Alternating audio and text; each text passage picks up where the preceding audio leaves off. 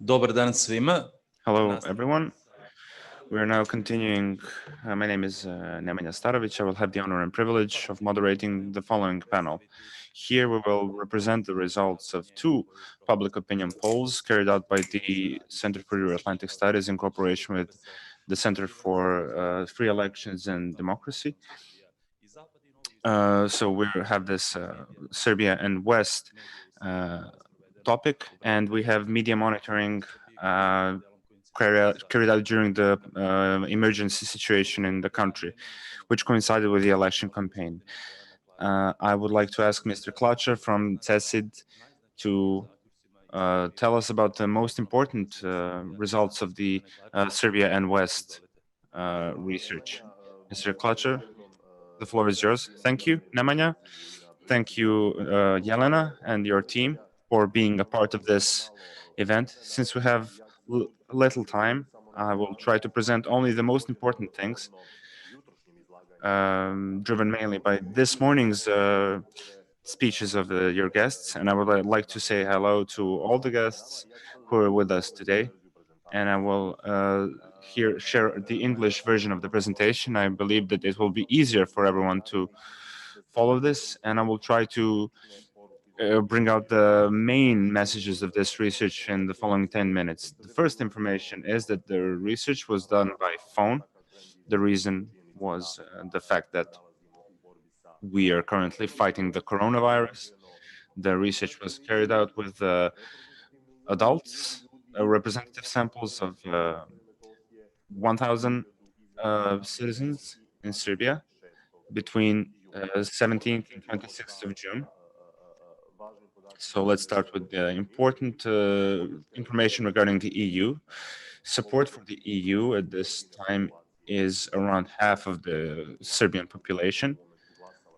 So around half would vote for EU membership right now. These trends are stable, have been so for 2 or 3 years, and this is something that may be encouraging in this moment, regardless of the expectations for this percentage to be higher. 31% opposes the accession to the EU, and this is the lowest number since we've been cooperating with the Center for Euro-Atlantic Studies on these polls.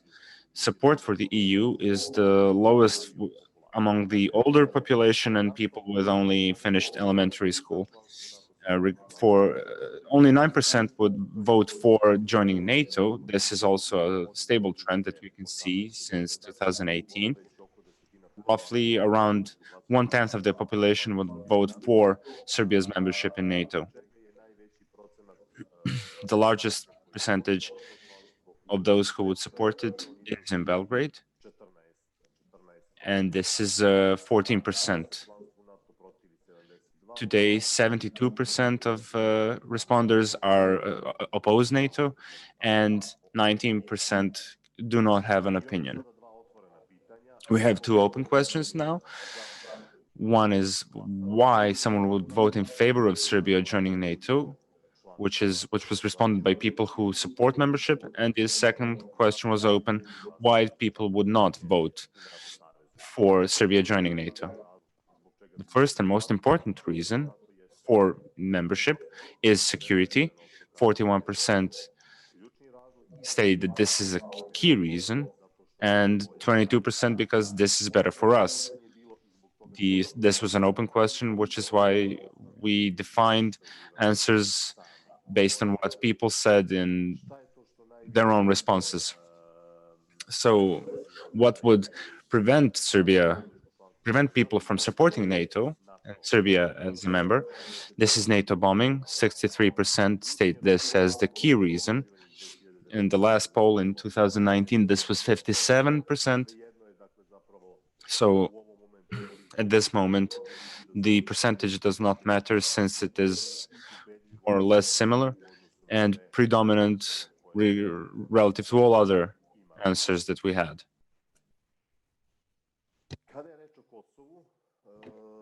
Regarding Kosovo, we had several questions, and I will present two most important ones. One question was in cooperation with the center, This we have had since 2018, and this regards the potential delineation between Kosovo and Serbia, and if this was this was something supported by the president and the government and the Western partners such as the EU and the US. Right now, 29% of people, responders, would support the delineation. This is somewhat less, 10% less than the previous year. 54% would be against this delineation, and 6% would not vote in this kind of referendum. We will see whether these data will be a trend or an exception, since this research was carried out in the week when the topic of continuation of negotiations was opened. And maybe a part of those people were driven by that factor. So what we felt, and Jelena will probably have the opportunity of saying more, there is an ambivalent relation regarding the past. We have this information concerning the perception of people in Serbia in relation to Kosovo and Serbian civilian victims in '99. And the most important data is the largest bar in the presentation, which states that people in Serbia cannot tell the number of civilian victims in '99. 53% of people do not know anything about the number of Kosovo civilian victims, and cannot say anything about Serbian civilian victims. So people need to be informed about this. And an important conclusion is that people in Serbia believe that Serbian civilian victims in '99 were more numerous than Kosovo victims. Since there will be a KFOR panel, these results should be heard at the panel and discussed there. And I will conclude with a few key pieces of information regarding the perception of the relations between the US and Serbia. An important piece of information is something that Jelena mentioned in her introductory speech, which is that 65% or 2/3 of people in Serbia are in favor of deepening of cooperation with the US in the areas of economy, security, and defense. 14% are neutral, and 18% are not in favor of such closer cooperation. This is very encouraging. I believe that we will have the opportunity to examine it further in the years ahead. Another important finding is that people in Serbia have noticed a change in the US policy towards Serbia. Currently, 40% of responders believe that the US policy towards Serbia has improved. This is the largest percentage since we've carried out these polls. 44% say that their policy is the same, and only 5% think that these policies have deteriorated. Another important piece of information mentioned this morning also was that Serbian citizens have noticed that their pro-American rhetoric has changed in Serbia over the past year. So there has been an increase in something that we have called this pro-American rhetoric. 28% of responders have recognized it in the media, 7% haven't recognized it in social media, but 15% have seen it in the addresses of government officials and politicians, and 8% in the statements of opposition politicians. So people think that the government supports the US more than the opposition. The most contentious issue preventing Serbia from reestablishing a close partnership with the USA is, according to 36% of responders, this is Kosovo. 26% say that this is Serbia's close links with Russia and China, and 15% talk about the bombing of Serbia in '99. So I will conclude with the slide inspired by the start of this day related to depleted uranium. So this narrative that was created in the public has affected public perception in Serbia. And when you look at this graph, you can see that the great majority of people in Serbia believe that, more or less, that depleted uranium caused an epidemic of cancer. 59% believe that this is the main reason. 34% believe that it has played some part in the epidemic. And this is not affected by the fact that people see that Batut has never declared a cancer epidemic. What we need to work on is this yellow part of this graph, of this chart. 41% of people in Serbia does not know whether there has been a cancer epidemic declared in Serbia. So I think I fit in these 10 minutes, and everything that can be interesting we will be able to discuss today and in the coming days, and the poll will be made public, so all esteemed guests will be able to learn about it. Thank you very much, Mr. Klačar. I hope you're staying with us. We have. So I will just ask Ms. Milic to say something about these results.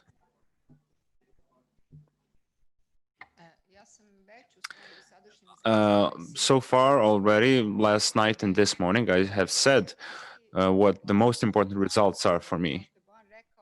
As Bojan said, I would like to say also that this research was carried out towards the end of the election campaign, where there was an intensification in the talks that the dialogue would continue. And I would like to remind our foreign colleagues, above all, who believe that the authoritarian regime of President Vučić has, in these illegitimate circumstances, and people say that he can just deliver Kosovo without any concessions and approvals in Serbia. So all of them should see something. The best compromise for Serbia, which would keep us on an European integration path. So this correction of the administrative line has lower support than before, probably as part of the revolt of some circles in Serbia against the West. And probably the majority of the majority of the party in power now is part of its policy, its predominant policy. But I think they don't have the majority for an acceptable compromise, and this is not something that is easy to carry out, as some think in the West and in Serbia. So this is hypocritical if you claim on one hand that the democracy in Serbia is in a poor state, on the other hand you expect someone who has strong influence, which is legitimate in Serbia, for all policies that are implemented, to deliver Kosovo, when we see that he does not have support for that. So another thing that is very important, which is something that I would like to mention, this is a research of how some media recognize some of these trends, positive and negative. So if you can see, yes, in the media, the most important media in Serbia, the most influential, are Pink TV and Happy TV. So they heard about these positions from the government. So only 3% heard it from colleagues in the civil society. So this should be the most logical part of the Serbian public scene, which should promote and support and recognize the approach to the West. Of these 28% who learned about it in the media, if you look at it, at how the Voice of America reported, Deutsche Welle and Radio Free Europe, I'm free to say that not only did I not notice this trend of improved rhetoric, which came from the ruling elite, but they ignored it and obstructed it thereby. And I don't know what can be the reason for this exactly. We heard yesterday a lesson about facts as the key element and relevance of the quality of media. We heard about the prevalence of media, and I think it is disproportionately bad in these media, which are still presented as quality, high quality, and I think they are irresponsibly biased, and I think this will be amended soon. Without any further ado, we have soon our most important panel, I think, with all due respect for everyone else. This is the talk between the KFOR commander and um, the Chief of General Staff. So now I would just like to give the floor to my colleague Anja.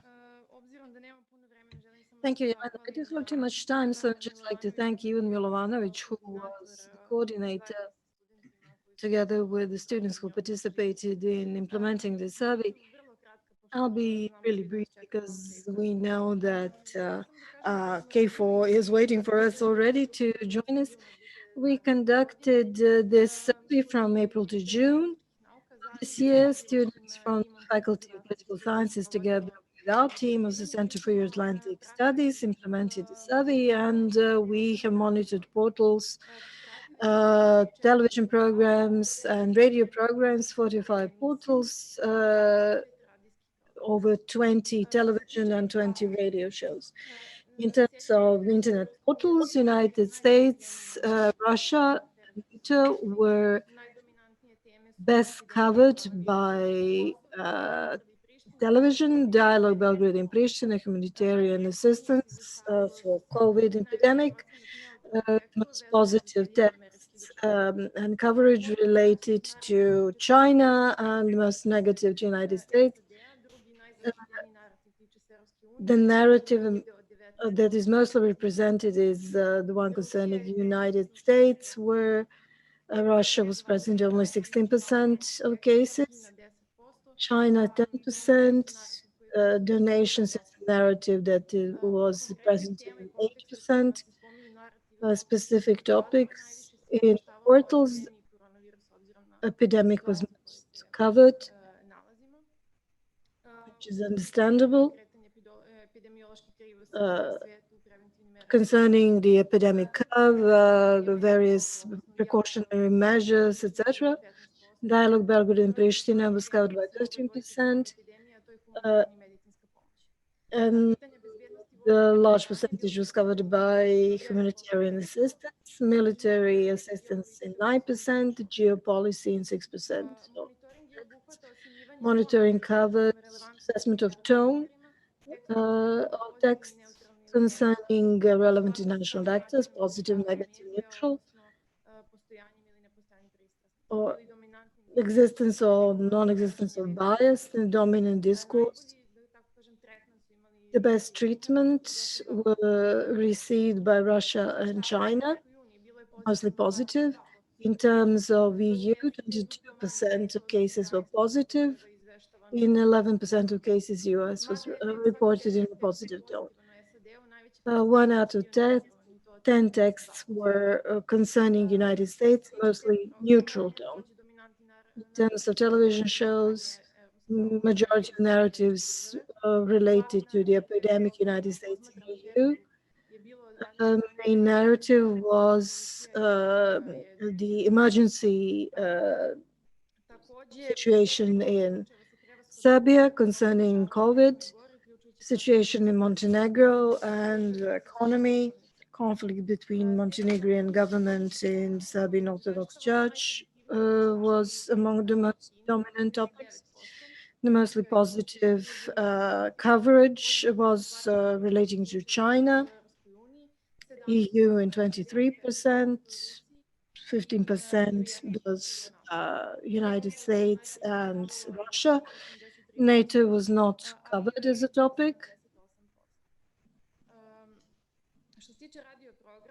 In terms of radio programs, positive reporting was mostly concerning Russia, neutral in terms of United States, radio station that mostly reported on the news events was Radio Belgrade. Radio programs generally report positively about Russia and 44%, and in China 34%. United States was reported in neutral tone, about 40%. Donations were always positively reported, mostly by Russian Union, Russian Federation, but also China, humanitarian aid. Of course, it was generally represented as humanitarian assistance was actually assistance purchased from China. As the narrative, the United States is mentioned in 1/4 of the analyzed text on the portals, 22 radio shows and 140 television programs. Good relations between Serbia and the United States are giving us hope that this trend is going to grow. And in our survey, neutral texts are predominant, 72% from the portals and 78% on the radio, some 80% for television shows. Neutral trends can be interpreted in such a way that media are getting more objective in their reporting. Are more cautious when it comes to criticism towards the United States, and they're also covering positive changes in the United States administration's attitudes towards Serbia. I'd like to thank Deputy Director of Center of Atlantic Studies, and I would like to say that Mr. Milovanovic, apologize to Mr. Milovanovic that he will not be able to give them the floor to contribute to the further elaboration on the findings, but I would like to thank him and all other participants in conducting this survey. Let me just say one sentence and say that I absolutely agree with what Mr. Milic said in terms of an analysis of the findings of our survey, because she herself participates in many radio and television shows. I have to agree with her that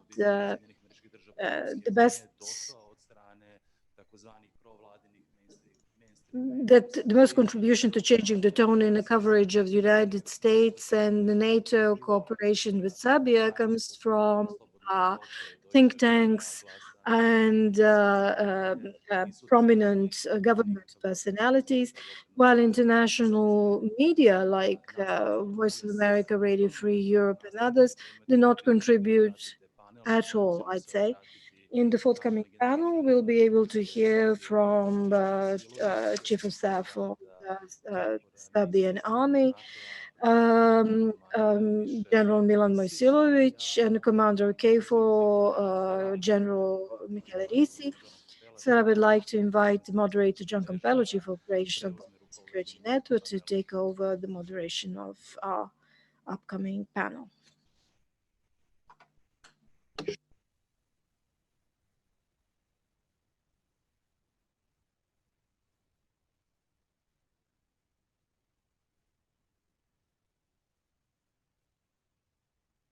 Good morning.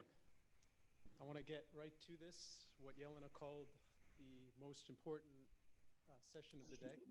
I'm very happy to be joined by two experienced and distinguished military commanders who will be able to share their thoughts today on a very important issue of how the global pandemic is affecting their ability to do their jobs.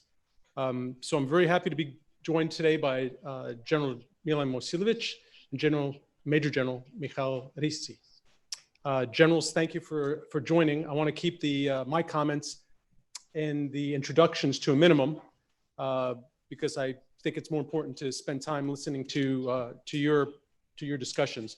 But I think it is important to point out General Mojsilovic, the Chief of the General Staff of the Serbian Armed Forces, has had a distinguished career spanning over 34 years of many operational assignments, rising up through the ranks, and have included tours at NATO, serving as the representative at the NATO mission from 2013 to 2017, and also as Assistant Defense Minister for Policy from 2017 to 2018, prior to taking on this his role as Chief of the General Staff. And of course, Major General Risi is the 24th Commander of Kosovo Forces, also has an extremely distinguished career, operationally served in many assignments, including Afghanistan, Mozambique, and staff tours, including peacekeeping operations. So again, I want to jump directly into the discussion with our distinguished panel, because I think it's important to understand how this global pandemic has complicated their missions to provide security in Kosovo. So General Musilovic, if you would, welcome, and it's a pleasure to see you. Vaše Ekscelencije, Your Excellency, ladies and gentlemen, dear General Rizzi, the Capello, it is my great pleasure to welcome you on behalf of the Serbian Armed Forces and on my own behalf.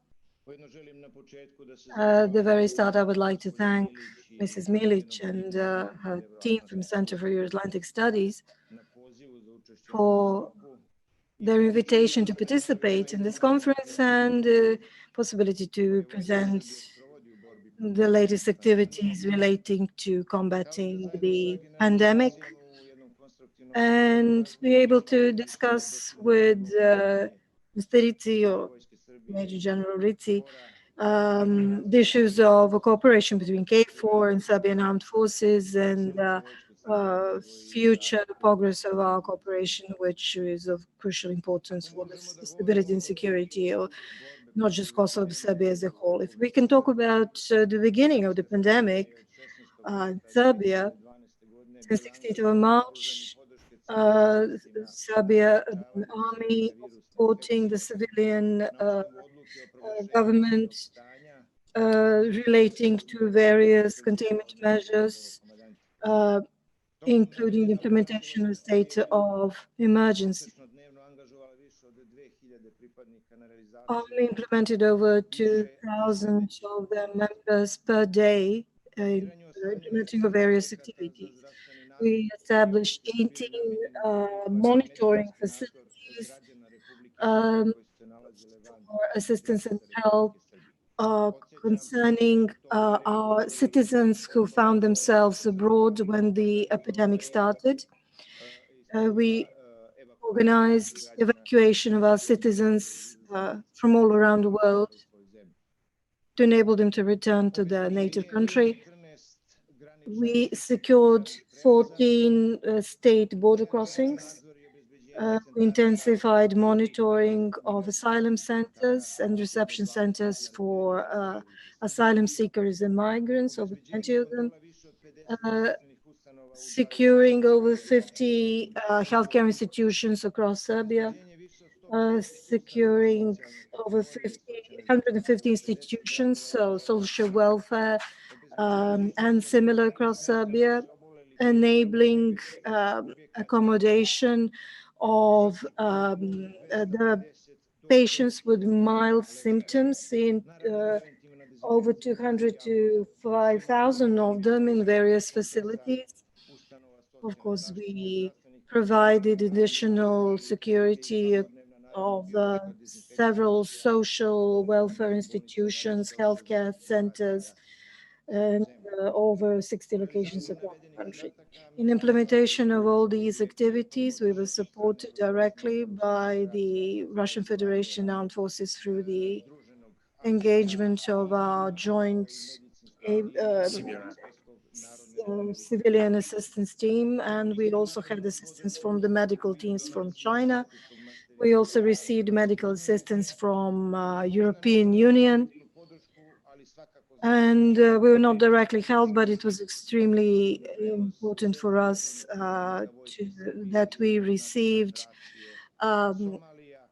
plane transfers from Somalia of our medical teams, of our colleagues from Germany, exchange of expertise in fighting against COVID were the topics in our formal communication with the Chief of Staff of Romania, Hungary, North Macedonia during the first wave of the epidemic, as well as establishing communication with General Graziani from EU and joint NATO forces in Naples and Milvo.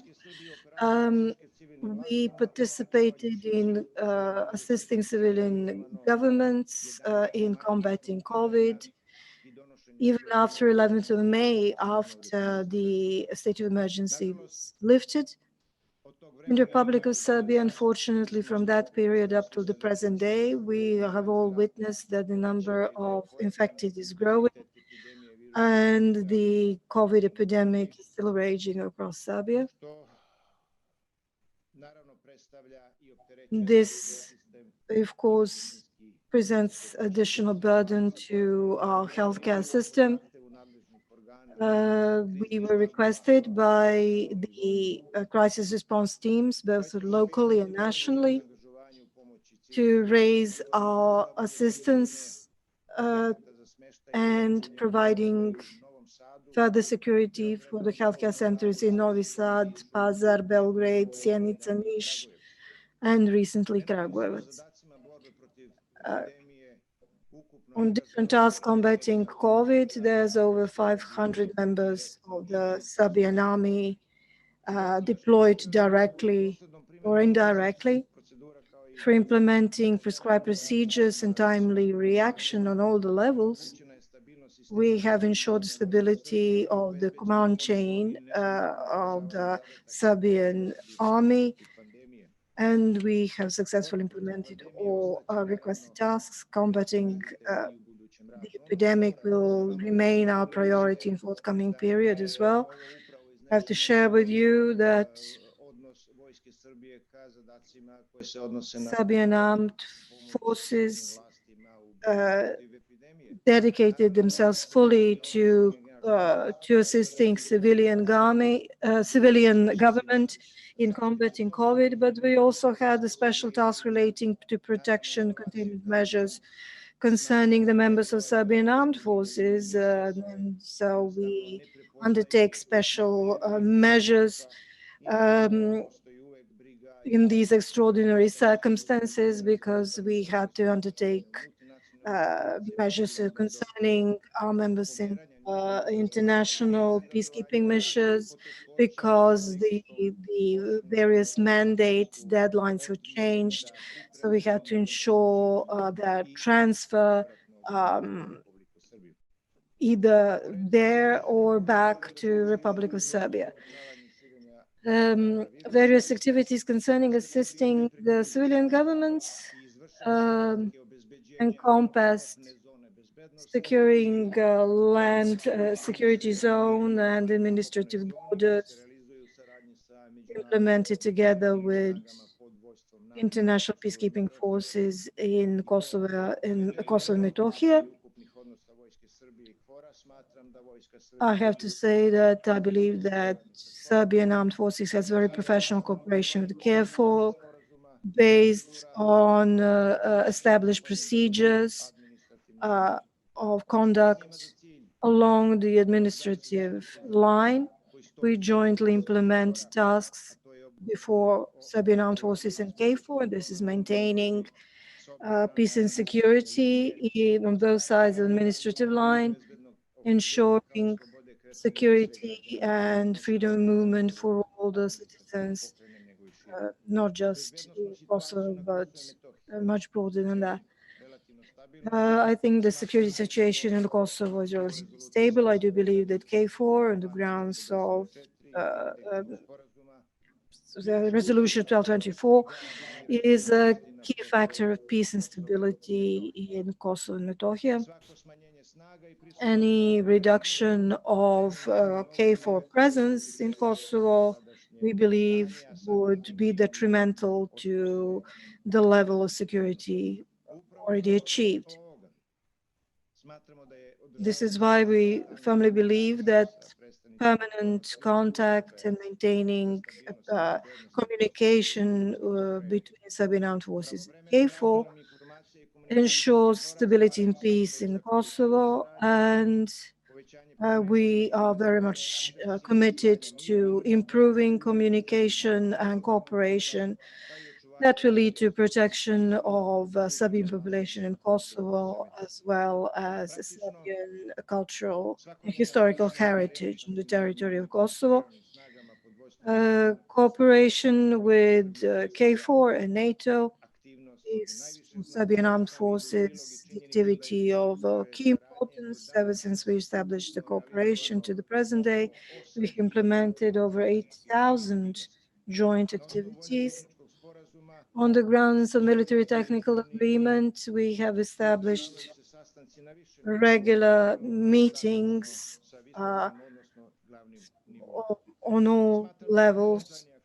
I think one of the key activities on the ground are reconnaissance missions and control that is implemented jointly, over 4,200 of them.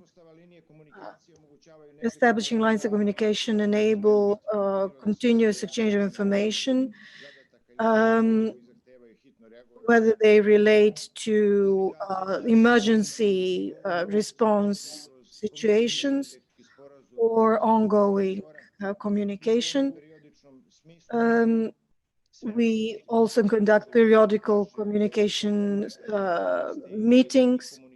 All our contacts are implemented in accordance with the regular schedule, but both myself and the commander of KFOR have the possibility to hear each other, speak to each other whenever there is a pressing need.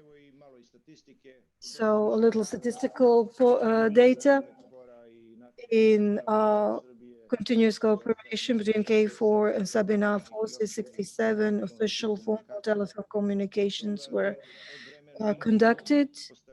Since I became chief of staff to the present day, 32 such direct communication was conducted, which shows the intensity of exchange of information and care that is committed to both observing and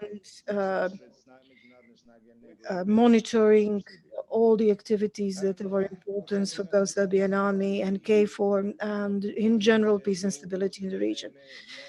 But this has contributed also that my communication directly with Michele Rizzi is conducted in a higher intensity due to the situation relating to COVID pandemic, in order to ensure preventive measures were implemented. I have certainly offered all the assistance KFOR requires concerning combating the epidemic, if they should see it fit. I would also like to express my gratitude to commander of KFOR because they have donated to Serbian citizens in Kosovo and Metohija humanitarian aid and hygienic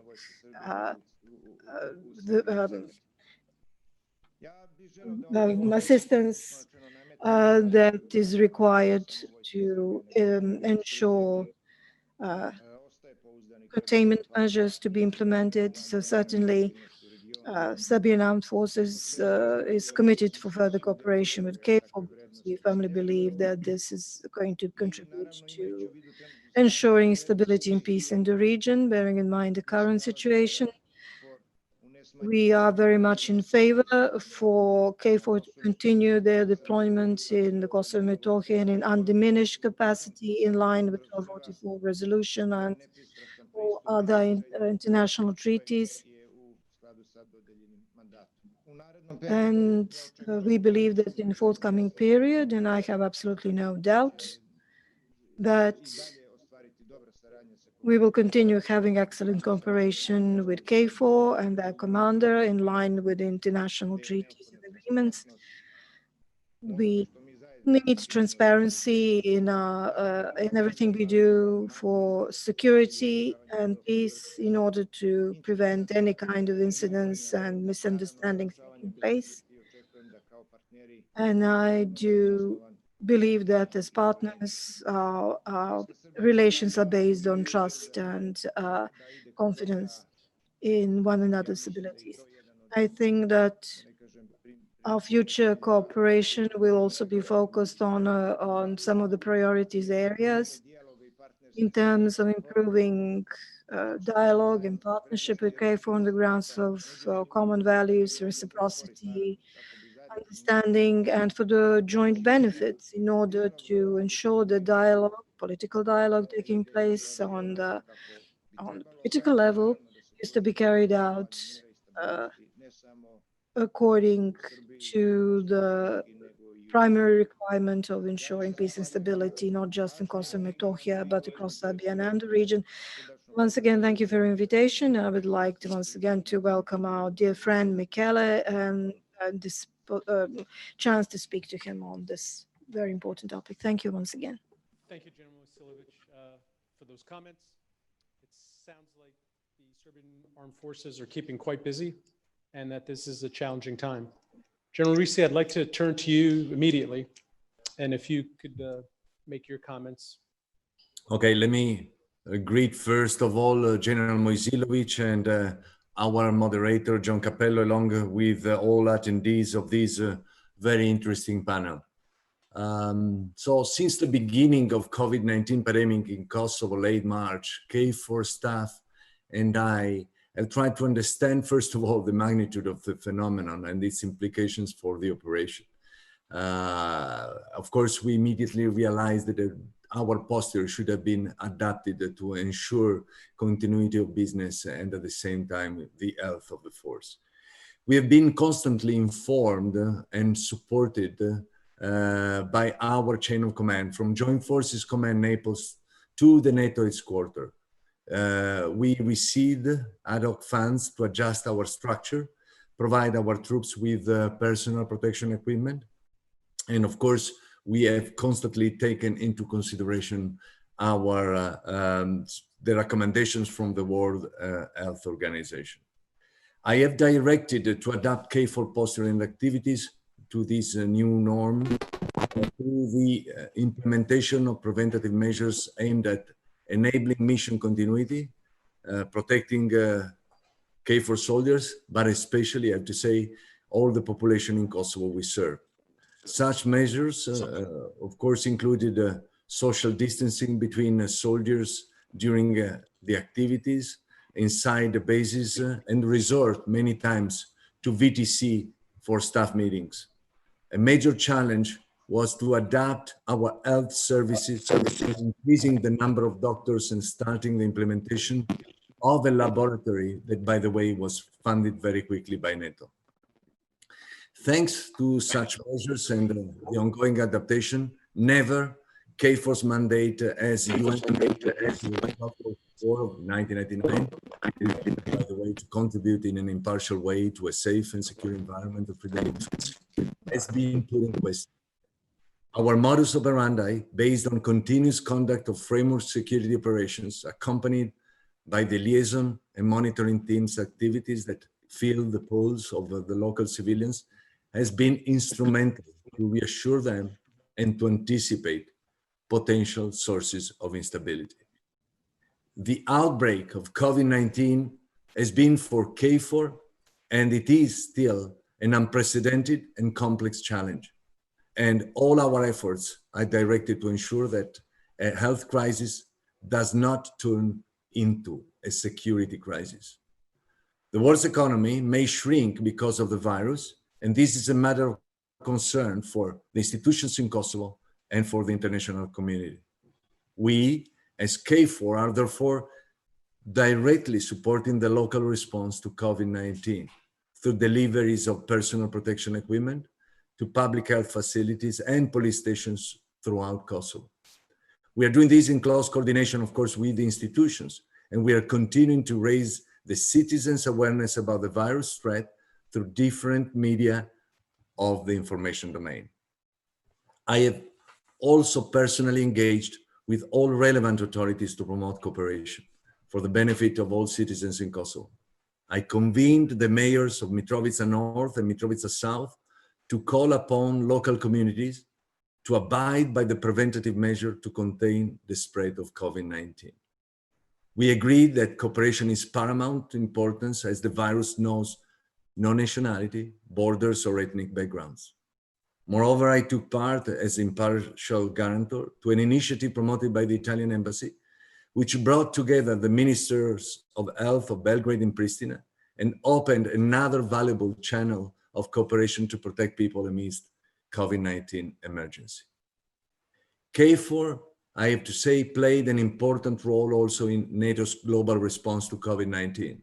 Our logistic and civil military cooperation assets facilitate the delivery of aid provided in the framework of bilateral agreements with Kosovo by allied countries of KFOR, such as Italy, Poland, Turkey, and the United States, and partner nations like Austria.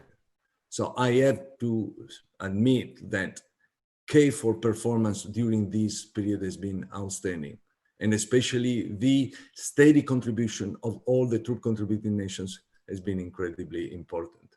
The cooperation that was highlighted with General Mojsilovic, that was intensified during this period, also played a crucial role to avoid tensions among the communities. And again, let me thank again General Mojsilovic for his support.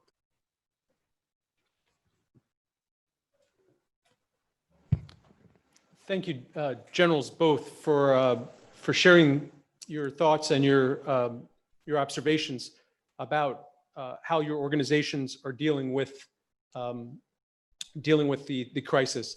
I wonder if we could maybe drill just a little deeper, because this type of General Risi, you mentioned that it's a complex and unprecedented. The Dutch ambassador said the same thing, and this has been in many respects an academic discussion for so long, or a topic for tabletop exercises. But maybe you could share with us some of the challenges that both of your organizations are facing in maintaining operational capability and continuity, especially with respect to maintaining security within Kosovo. General Mojsilovic. Možda za mene ambijent the environment was maybe much easier in comparison with KFOR, since the forces deployed in a KFOR mission, the preparations, rotations depend on national contributors. Maintaining operative capabilities in the area relating to deployment and training during COVID epidemic were not interrupted, but they were implemented in very contained conditions, which required additional planning, additional financial allocations, with interruption and changes to my military ambitions concerning some daily regular activities. We have not interrupted deployment of our units that required continuity, like for example, in the land security zones.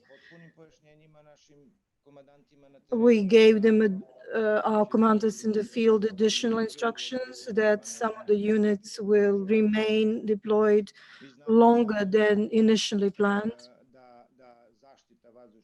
You know, the protection of airspace and sovereignty of Republic of Serbia in airspace is the segment that does not recognize neither pandemic nor viruses, but simply presents before you are tasked to ensure that this mission is implemented regardless of all the circumstances.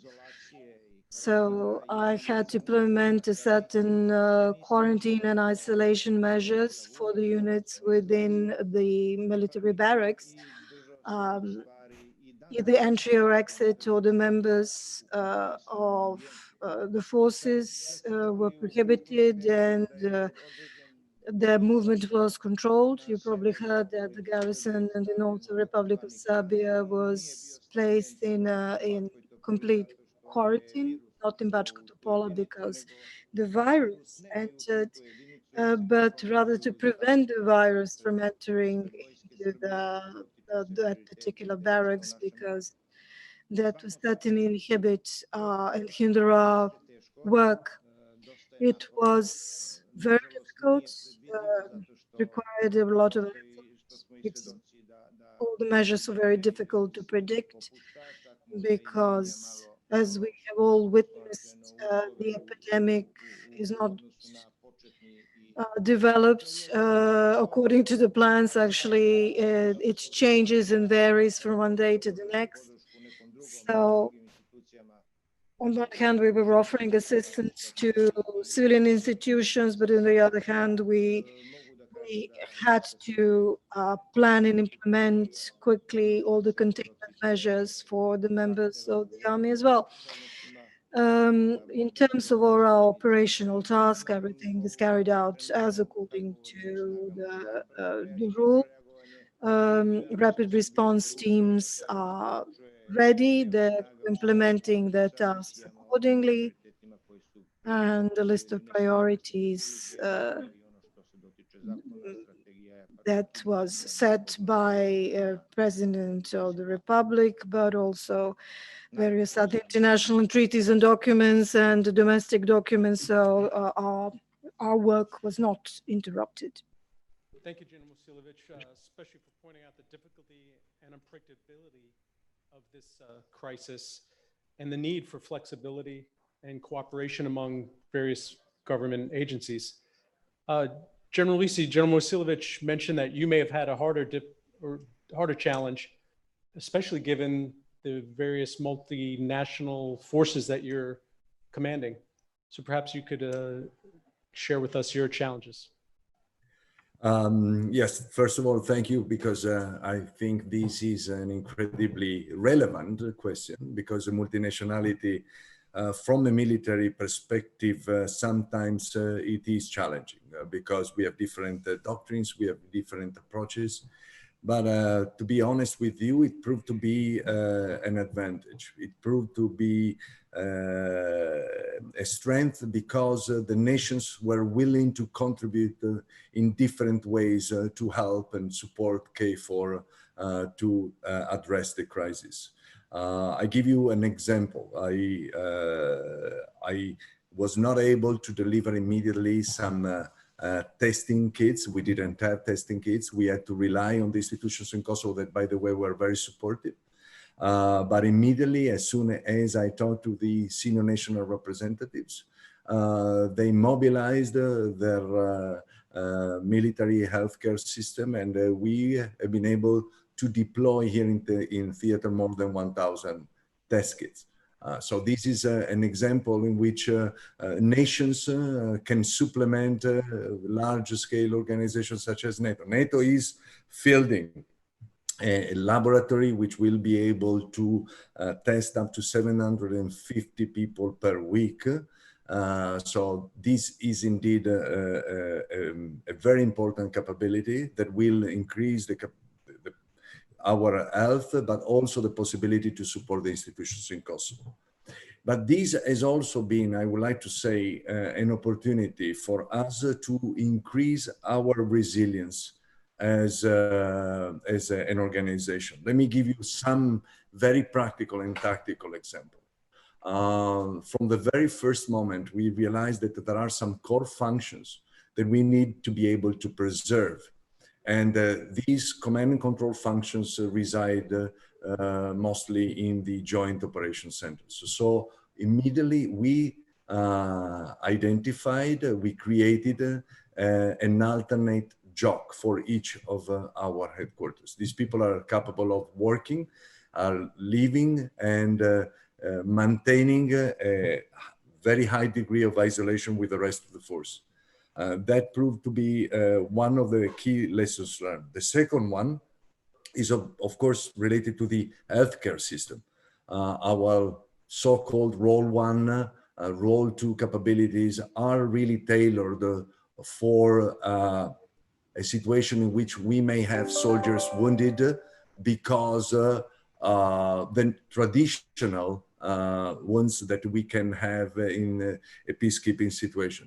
So I would call them a very mild, a very light structure.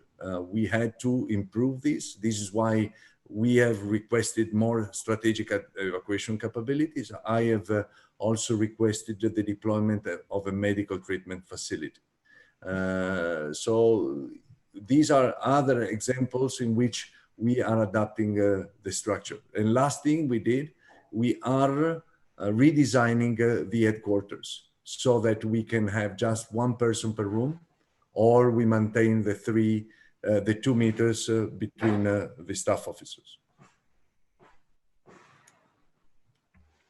General, thank you for sharing those thoughts, especially how challenges can actually provide opportunities, whether it's building resiliency or finding new and better ways, more efficient ways to conduct operations. And I thank you for sharing some of the strengths and some of the strengths of NATO and some of the lessons that you've learned. I think we just scratched the surface really here. Thank you both generals for taking the time. And I invite you to remain to hear the Secretary General speak, coming up immediately after. So I've been asked to wrap things up so that we could move on to the next discussion. Again, thank you.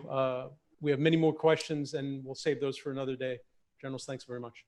Thank you on the CEAS behalf to both of you, and I wish you all the best in your future work in this very, very crucial time for Serbia. Thank you, and the region. Hvala, Jelena. Thank you, John. Thank you, Jelena. Thank you, John. Thank you very much. Dobar dan ponovo, da li se čujemo? Hello again. Can we hear each other? Ms. Assistant Secretary General is here with us again. I see that we have the Assistant Minister of Foreign Affairs for Security Policy, Mr. Filipovic, so he can join us also. We can hear your presentation. You have seen a part of the challenge regarding disinformation that we are facing in Serbia. When it comes to Serbia, you have seen the relatively worrying results. I think one of the most worrying results is that 60% and more of our citizens think that Serbia was bombed with no reason, which is, I think, requires further and continued engagement, even of unpleasant facts. One of the key things that has been happening in recent years is continued condolences of the Secretary General for civilian casualties. I think this resonated well in Serbia, but without further ado, since you are limited in time, please start with your presentation.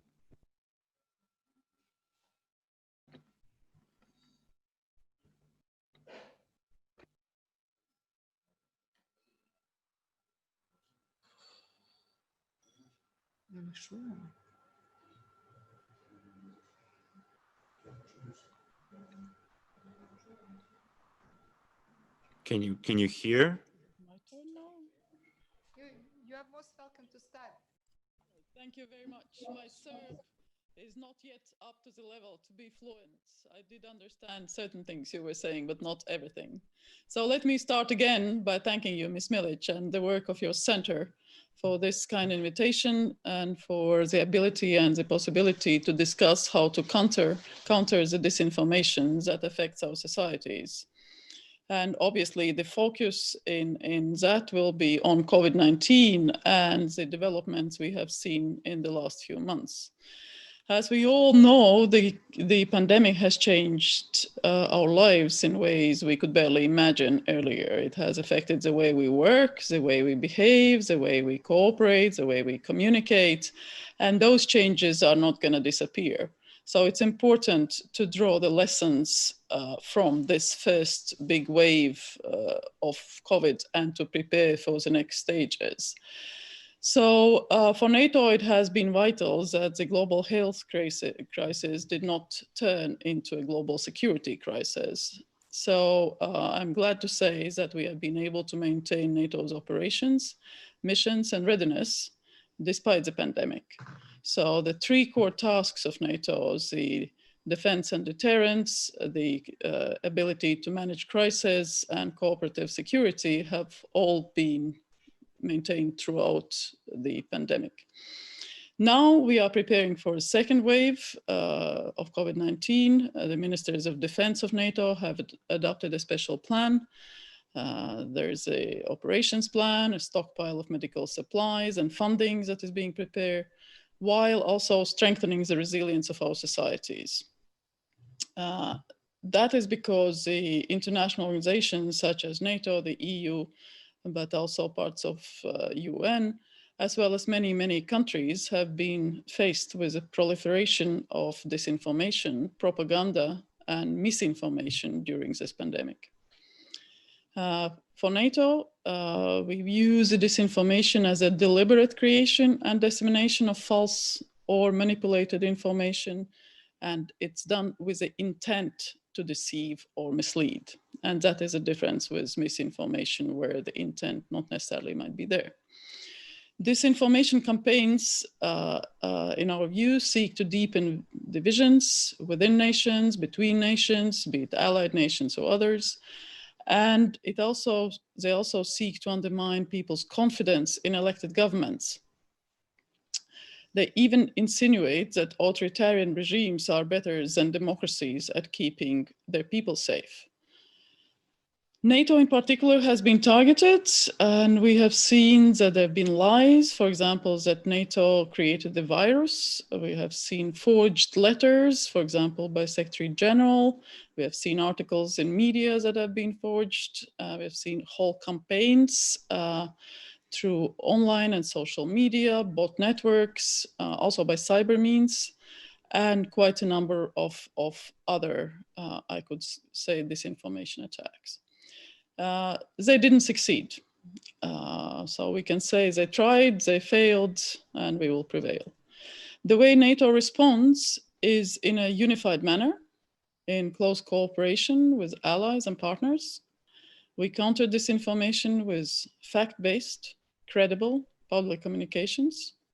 We refute false claims, debunk the main disinformation narratives aimed at the alliance and also at partners. And we coordinate to share truthful information, insight, and also best practice. Throughout the pandemic, we have worked very closely with the European Union, also the United Nations, the G7, and a number of other countries and partners. We have also worked very closely with the civil society to counter disinformation. So the work of your center, Elena, is also very important in this aspect. Also, I would like to stress that the free and independent media is a very, very important response to disinformation and propaganda. Journalists free to ask tough questions, check their sources, engage with governments, engage with organizations, play an important role to deliver truthful information to our publics.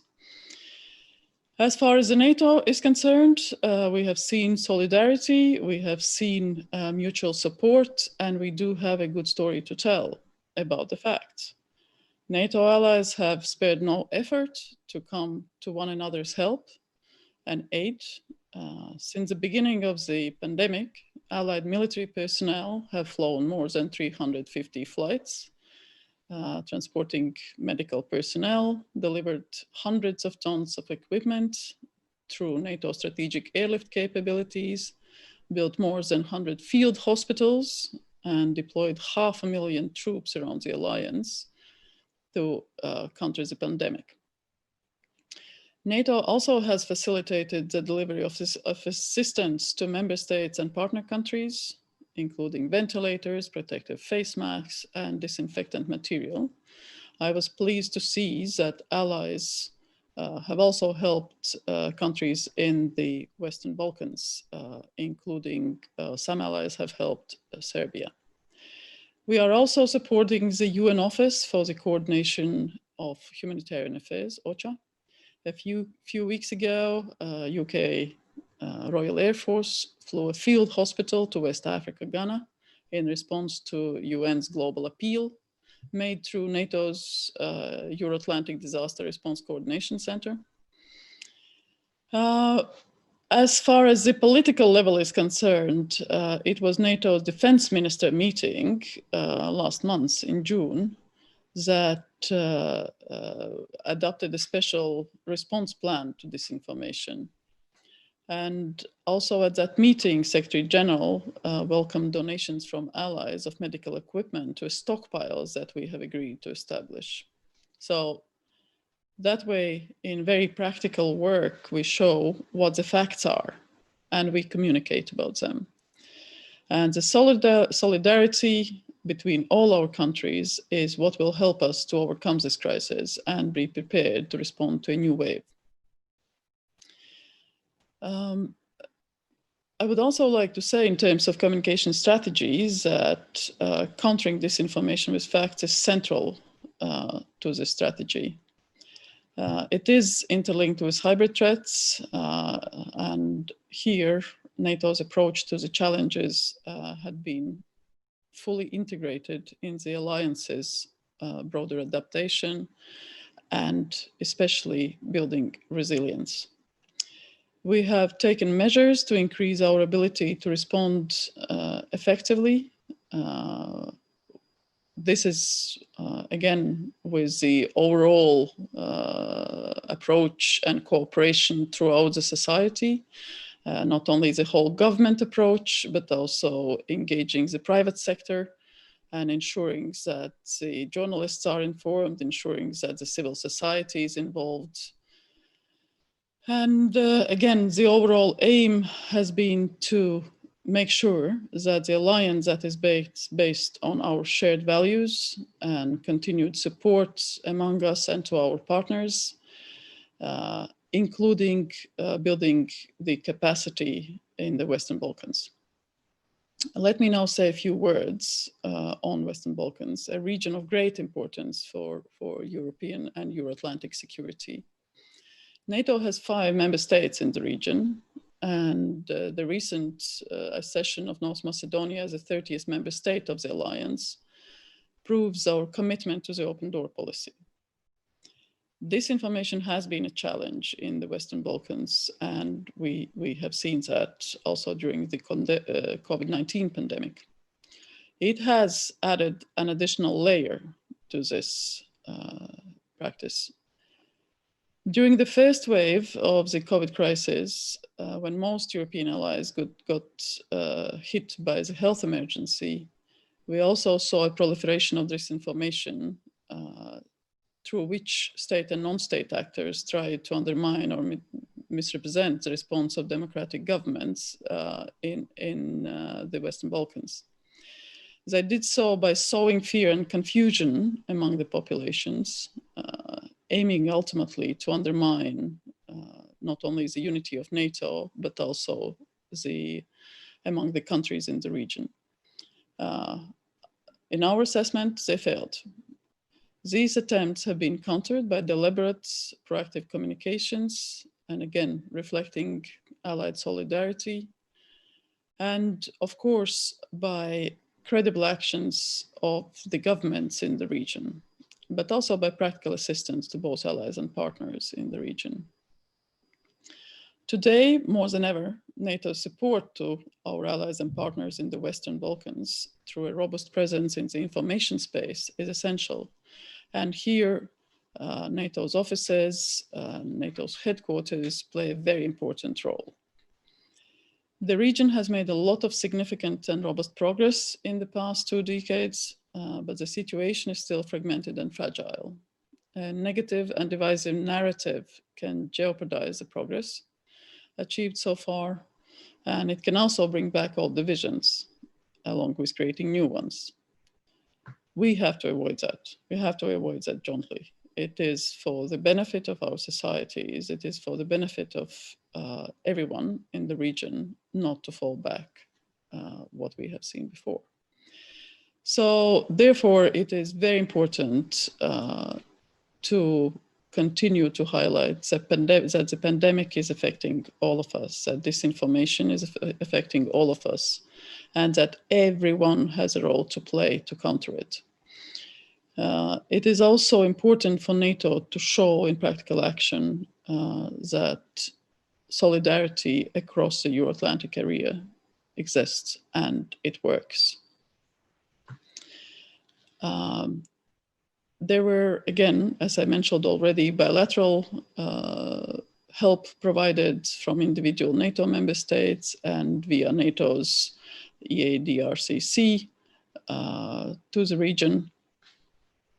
And there were countries, again, they were all affected by the pandemic, including Bosnia, Herzegovina, Montenegro, North Macedonia, Serbia.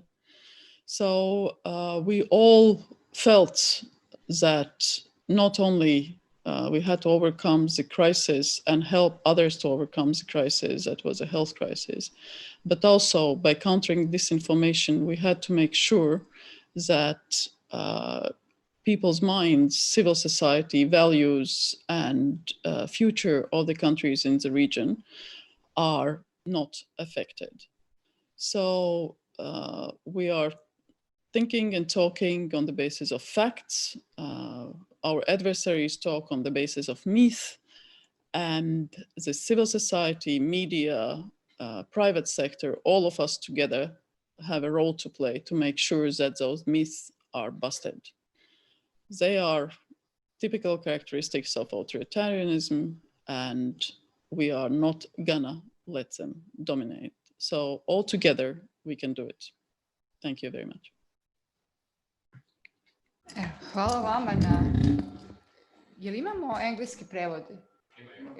Hvala vama na ovom izvrsnom predavanju. Thank you very much for your excellent contribution. I especially like the part where you insisted on the differentiation between misinformation and disinformation, where misinformation can occur without intent, but if they are repeated, they become disinformation, especially in such extraordinary circumstances such as pandemic. They become potentially dangerous.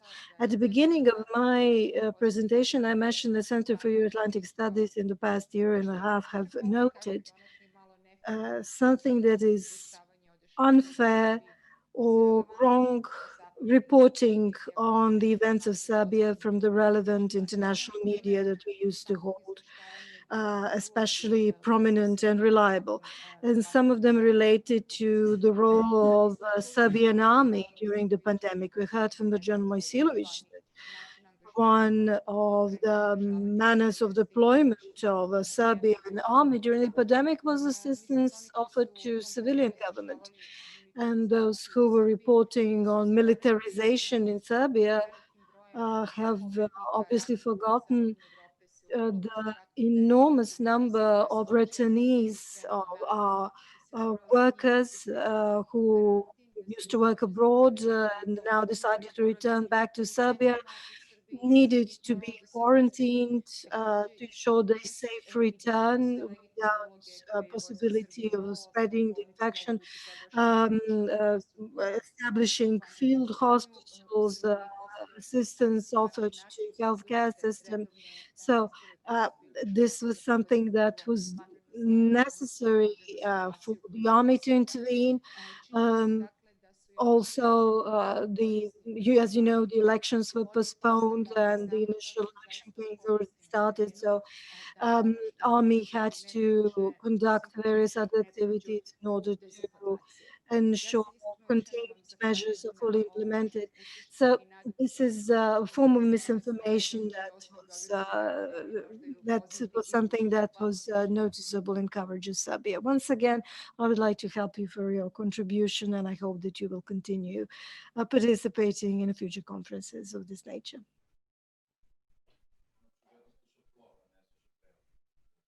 Imam osjećaj da ne sluša prevod, da. Bojan, there is an option for you to hear the English translation. Have you heard? No. Oh, I'm sorry. Oh, okay. Then I will just wrap up speaking in English. There is an option. Sorry for that. Doesn't matter. Thank you. I think that very important part of your presentation was where you have highlighted the distinction between misinformation and disinformation. Of course, apart from a very useful breakdown of NATO activities during the COVID, I just wanted to remind you that my center and I have realized that in the last 2 years, there have been a serial of slightly biased reports about reality and trends in Serbia in a prominent Western media outlets. I wrote about it in my article called 3 Billboards in Belgrade, Serbia. We hope that they were misinformation rather than anything else. But when you see it once, twice, 3 times, you may have some concern, and this is why I'm additionally grateful that we have discussions like this. One case in point would be how some prominent Western media outlets, but also opinion makers, have been reporting about the role of the Serbian armed forces during what we have had here is a state of emergency, not only emergency situation. The state of emergency was the only way, de facto, to declare and to postpone then the forthcoming parliamentary election. There was no other constitutional way to play around it. And then we have heard pundits who said, oh, but we have militarization in the streets of Serbia. As we have heard from our chief of staff, the Serbian army has just performed its regular activities under the pillar of providing regular assistance to civilian authorities. There have been, for example, very relevant, unchallenged, undisputed circumstances that Serbia, Republic of Serbia has been facing that other countries, for example, during the first peak of the epidemic have not been facing. And that is that, what are the predictions? I think even 1,400 people have been returning in a very short period of time during the first peak of epidemic back to Serbia from other mostly EU countries where they have been working. So there was a significant role for the Serbian armed forces to provide the quarantine measures. In the same time, we also have a slightly bigger than average number of migrants being on our territory in migrant centers, and there has been a legitimate role of our army and armed forces where they have been providing and assisting Serbian civilian forces in providing security for these centers. So I really hope, and I'm deeply convinced that this kind of exchange of facts are to the mutual benefit, so to say, to understand each other better and to continue to cooperate as partners in a most relevant and useful manners for both sides. So thank you really once again for your address. I've been told that you are in a hurry. I hope that we did not extend our time with your generosity. And once again, thank you. Thank you very much. Serbia is an important country for NATO, and we look for the best possible ways to cooperate. There has been a good cooperation already in terms of, training the armed forces, building capacity and certain capabilities, helping with the countering of forest fires and many other civilian, but also military cooperation possibilities. And for example, in Science for Peace program, Serbia has made an important contribution and also benefited. So there are ways to how we can work. And I think we have to recognize that it's in the mutual interest to make sure that the disinformation and misinformation is controlled and countered. And here, civil society, private sector, open, clear communication by governments, and of course, the free media play a very, very important role. So we are in it together. It's a joint effort for all of us. Thank you We are very going actually right now to continue discussing all these things in more detail.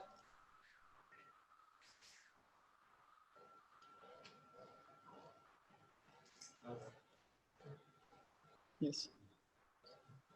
So thank you very much once again. Okay. Okay. General Mosilovic, great to see you. General Risi, great to meet you. Thank you for following this part of our debate. You are, of course, most welcome to remain and to attend the next panel, which we are moving to right away. We are going to discuss in more detail practical cooperation in the field between Serbia and NATO, and we have really very high-level panel with our Assistant Ministry of Foreign Affairs, Mr. Branimir Filipovic. We have head of the NATO Military Liaison Office in Belgrade, General Vitale. I hope will be joined soon by a member of the Serbian Parliament from the ruling party, Professor Zoran Dragišić, and Professor Duško Tomić. Our guests, welcome.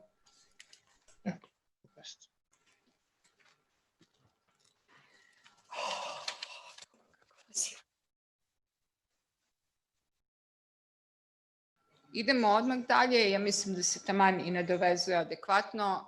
Čuli We smo... can go on. I think that we can just add to what was previously said, because we heard from the Assistant General Secretary of Public Diplomacy about the importance of cooperation between Serbia and NATO. We heard how important cooperation is, especially in such a dire situation such as it is. But lately we heard that due to the situation with COVID getting more difficult, that Kosovo will have a state of emergency declared soon, which is going to further complicate our communication with NATO. This is why it is very important that the Minister of Foreign Affairs, Mr. Branimir Filipovic, is here with us today, so we can hear how he perceives the importance of cooperation with Serbia and NATO, and what are the main characteristics. Can you tell us more about aspects that maybe our general public does not know well enough in terms of cooperation with NATO, how important it is that all the agreements that were signed, and especially those who were the very grounds for the Brussels agreement that clearly state that without the acceptance of all the stakeholders, KFOR and other NATO forces cannot enter the north of Kosovo. Maybe it's important to underline that when Kosovo started with the transformation of their armed forces, KFOR has not yet reached the decision on how they will treat this. Some member states of NATO have already decided to support it, but KFOR has not. Duško, just like Mrs. Bojan mentioned, it's very important to have collaboration between civil and society and the government institution, but at academic circles as well. We know that there are many favorable projects like Science for Peace, various trust funds that are lesser known. I hope that Zoran Dragišić will also join us soon. He's an MP at the Serbian Parliament and professor at the Faculty of Security. One of our key speakers today is the Chief NATO Military Liaison Officer, Brigadier General Tommaso Vitale. I would also like to thank NATO Military Liaison Office for their support in implementing this conference and enabling us all the contacts with most prominent personalities from NATO to join us in this conference. So my idea was to offer our key speakers a couple of minutes to say the key aspects of what is important for our general public to hear. And then in the second round, we can hear maybe their personal views concerning these issues and their reflections of what their counterparts have spoken about. So this is why I'm inviting you to tell me a couple of words about key aspects of our cooperation with NATO and how you perceive our future cooperation. Once again, I would underline that Serbian public is very much supporting cooperation with NATO, especially in emergency situations. We have to bear in mind that in IPAP, one of the areas of cooperation strengthening capacities of the Republic of Serbia for emergency response, disaster responses. Now we know that hybrid and the natural disasters are becoming one of the major challenges for all the security sector, for the security sector. Just like Minister Dacic, Mr. Filipovic is one of the key speakers of our NATO Week conferences, so I'm inviting him to address us once again. Thank you, Mrs. Milic. First, it's a great pleasure for me and an honor to be with you once again. I participated in other NATO weeks, as you have mentioned, in previous years. And I think it is very important to organize such public fora on which we all have an opportunity to exchange our opinions and open debate on vital issues of foreign policies. And our relations with NATO is one of the such important policies because they are linked to many other aspects of foreign policy, foreign strategy of Serbia. I'm very happy to be here with Brigadier General Tomaso Vitale and Professor Dragicic and others, because we will be able to discuss on some prospects of further collaboration between Serbia and NATO in the future. As the Minister of Foreign Affairs, Mr. Dacic mentioned, we really hold our cooperation with NATO extremely important. And it is of vital importance to impass more information to the general public to better understand this cooperation and for our citizens to understand how vitally important it is for Serbia to have good relations with NATO and cooperation in various fields and in different aspects. Minister of Foreign Affairs in his introductory speech has mentioned some of the vital elements of our cooperation and what is our cooperation grounded upon. So let me just reiterate that this policy is continuity of our cooperation because ever since our membership in Partnership for Peace to the present day, our cooperation has been successful on continuous grounds, and it is vitally important for our general foreign policy. Ever since 2012, especially in 2014, when first cycle of IPAP has been agreed, we have further extended our cooperation with NATO, encompassing more areas that enables Serbia to perceive Partnership of Peace as an instrument of NATO for collaboration on the Atlantic area. When various other branch initiatives like the Istanbul Initiative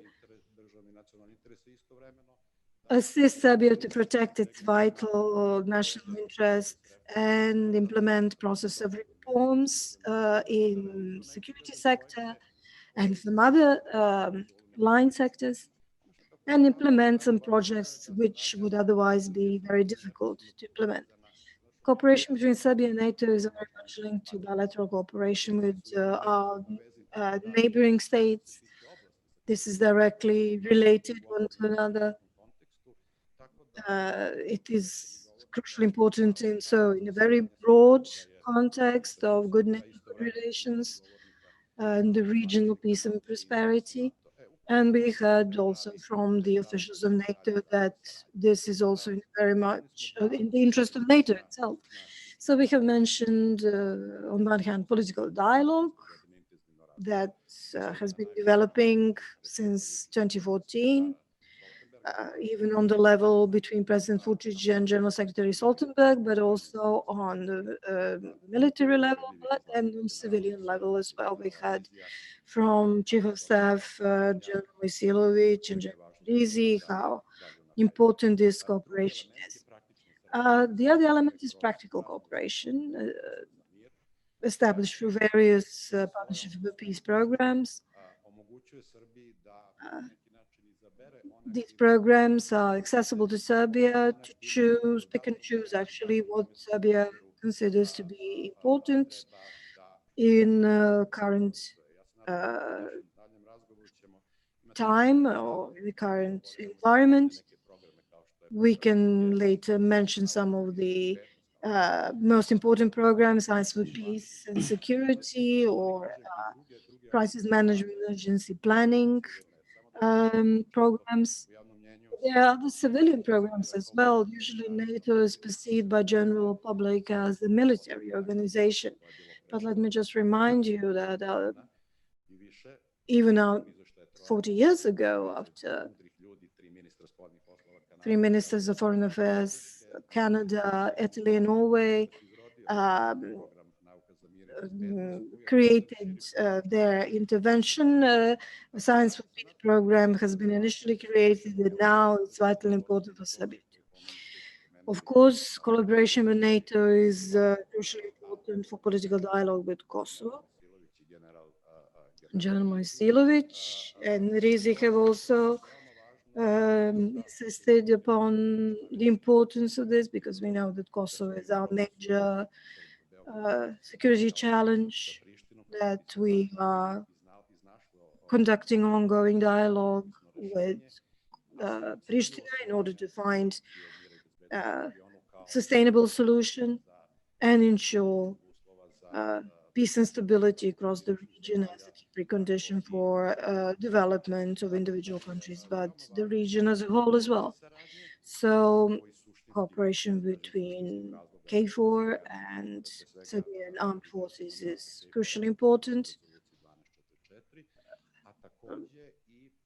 Serbian armed forces offer their support for KFOR's mandate according to the resolution 1244.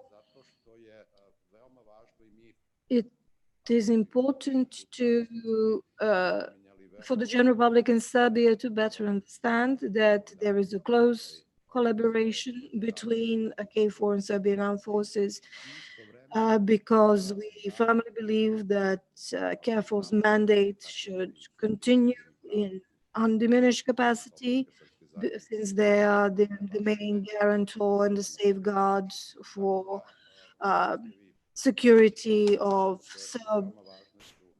Serbs living on the territory of Kosovo and Metohija.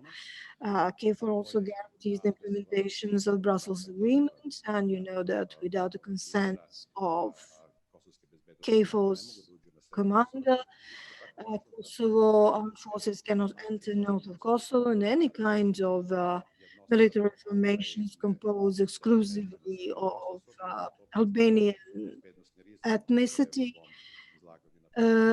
presents danger for Serbs living in Kosovo. This is why common objective is to avoid any kind of potential risks of this nature. And I do believe it is our common goal to ensure peace and stability in Kosovo and Metohija for all. And the role of KFOR is, of course, of primary importance there. Another aspect is how this cooperation with NATO is taking place, bearing in mind that Serbia is a military neutral country. Of course, general public understands this neutrality differently. You know that there is a tradition of several countries in Europe having military neutrality. On the other hand, it is important to underline what one of the previous speakers have mentioned, and this is the neutrality does not mean isolation or standing aside, but active relation and cooperation in suppression of all kinds of security threats that occur in these modern times. And now we see this not just in terms of a pandemic, but also some other threats, that all these threats are generally of a hybrid nature, and none of us alone can combat it. This is why regional, European, global cooperation is vitally important. So cooperation between EU and NATO for Serbia is very important in order to face all these challenges and remove the potential risks and ensure the space to promote peace and stability and peaceful resolution of all disputes and avoid any kind of confrontations that we unfortunately had witnessed in the past. It is important that you have mentioned several other important issues that affect not only Serbia and the region, but Europe and other countries on a global level. So all these topics will hopefully be discussed today, and I hope that we'll be able to jointly give some kind of prospects and projections of future cooperation between Serbia and NATO. Cooperation with NATO is transparent, and should be even more transparent, and not just make available all the documents to the general public that we have signed with NATO to look into, to make them accessible, but we should continue giving all the information to the general public on all aspects of cooperation in order to raise the awareness of the benefits.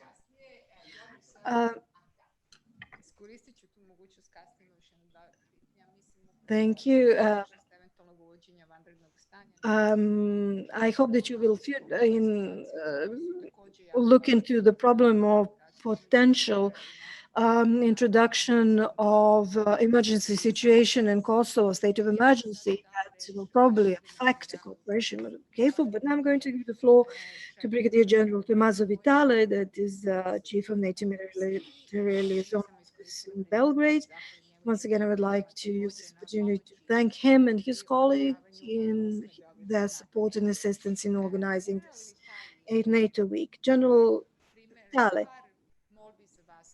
I just have a couple of requests for you. If you can respond to a couple of questions with your introductory address and tell us something that I believe the general public should hear. What does it mean in practice, partnership between Serbia and NATO?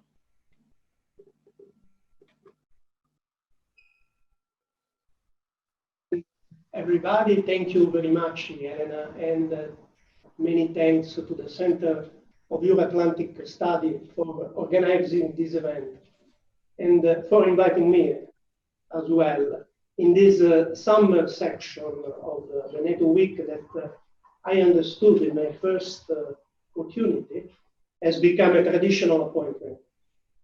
And I would like to take also the opportunity to greet with pleasure Ambassador Filipovic and all the other distinguished guests. Let me start only to say a few words regarding our office. The office I have the honor to lead has been established in 2006 when Serbia joined a partnership of and the Euro-Atlantic Partnership.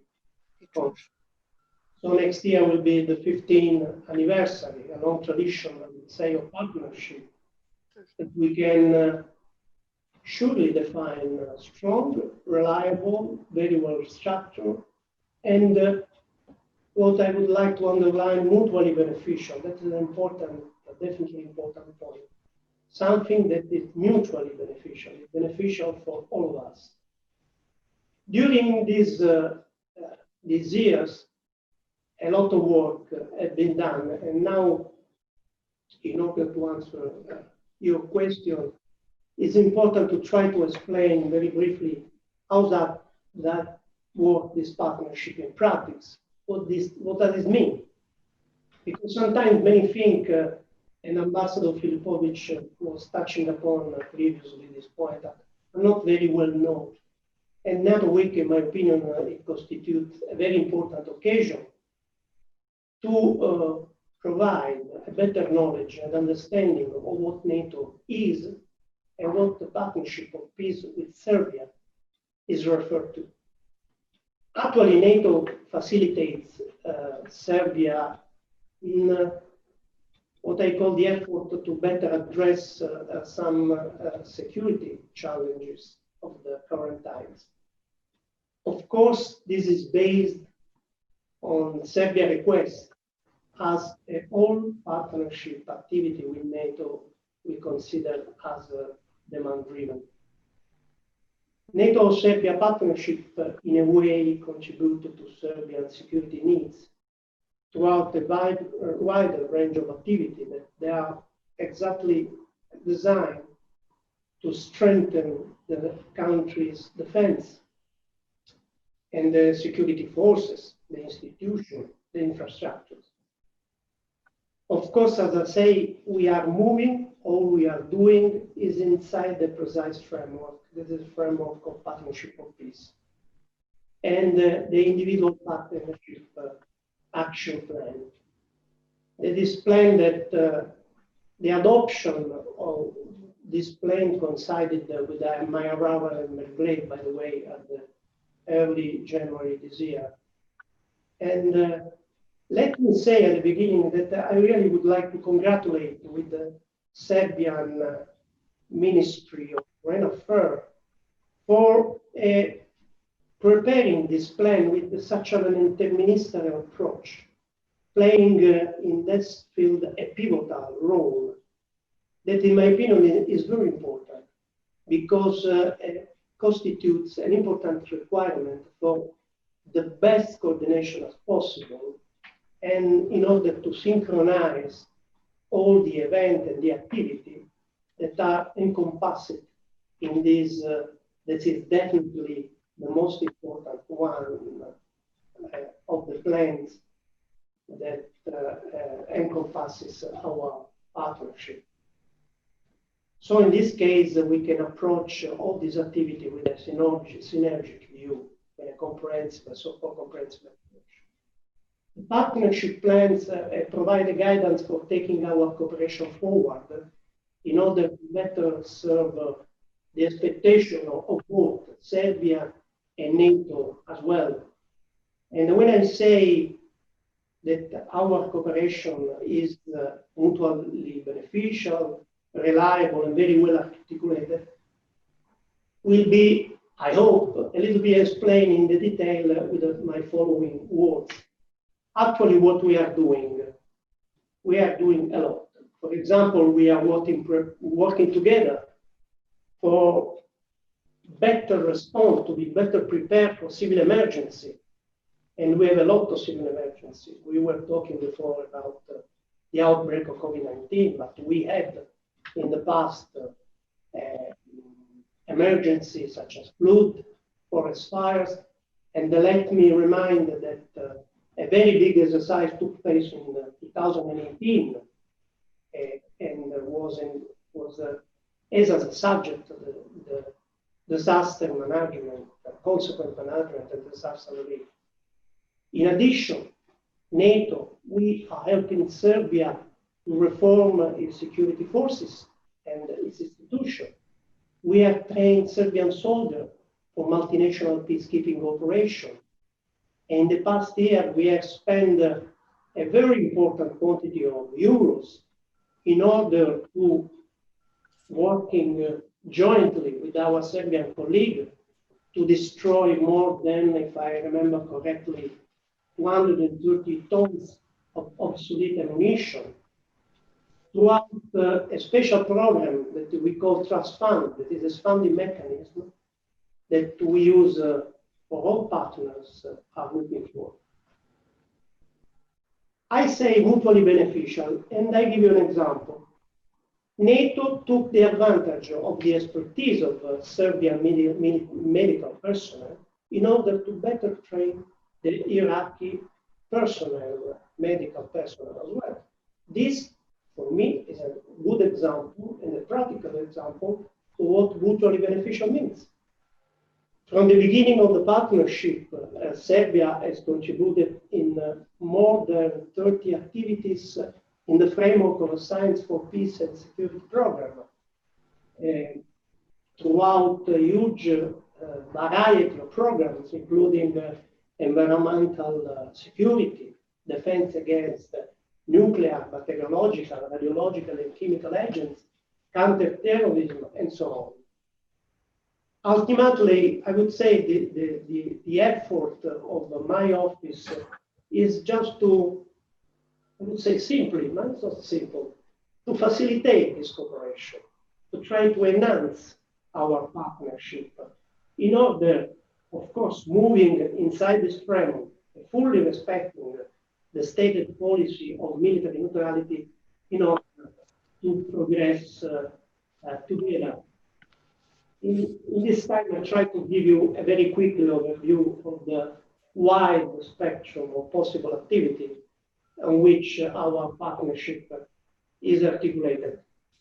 I think, and I hope eventually I would have the opportunity also to touch upon a little bit what is an important concept for me as a soldier, but if you think well for everybody, this is the interoperability.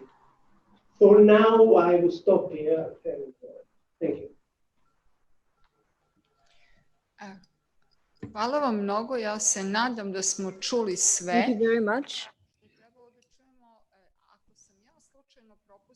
If I missed, I just wanted to ask you, we occasionally hear a little cynical tones concerning the importance of interoperability.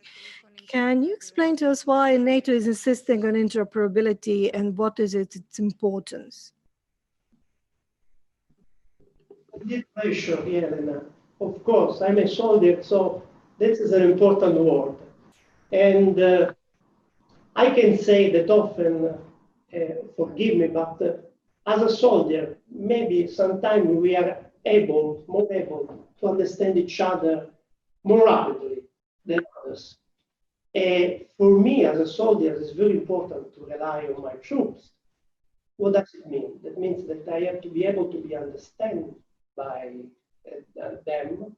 I have to be regardless where they come from. This I would say not because we are a soldier, we are more smarter than others, but simply because we have the same mental habit and we try to deal this world, this interoperability. What is this interoperability? In fact, I would say this is the ability to operate together using some standards that are harmonized, the same knowledge, the same procedure, the same equipment. That's why it is absolutely essential to work as an alliance of multiple countries, inside the World Alliance, of course, with their forces. And it's very important to work together with partners that wish to support the alliance in achieving their goals. Doesn't matter they are tactical, operational, or strategic one.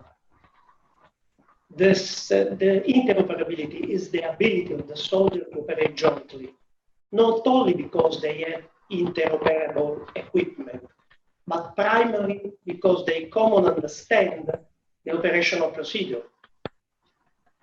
In other words, to conclude such a definition, the ability to work together, to speak the same language, to work with the same procedure. And this is crucial to the effectiveness of the success for any operation, especially when we are talking about multinational one. This concept arose in NATO from the beginning when Alliance was founded in 1949 and was more and more important when we had to mount out of area operation. Because there is also a practical reason.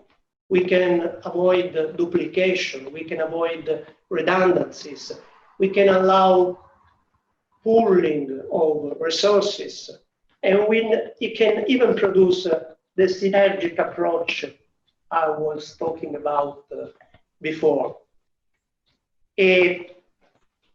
Much of cooperation in NATO, including the cooperation that we are doing with Serbia, is also focused for achieving not only the interoperability in the strict sense of the term, but also in order to lead a further objective that is the standardization.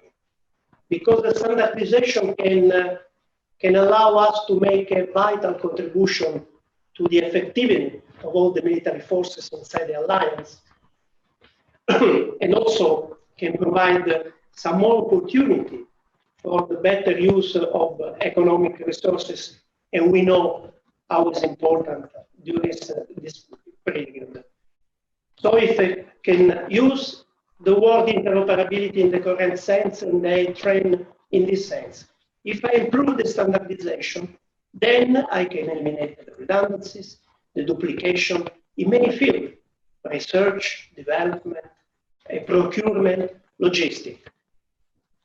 Let me finish touching upon briefly that we cooperate in this sense for Serbian armed forces, helping them to reach this kind of capability, operational readiness, and absolutely necessary to take part to many missions that in the case of Serbia are EU and UN-led peacekeeping operation.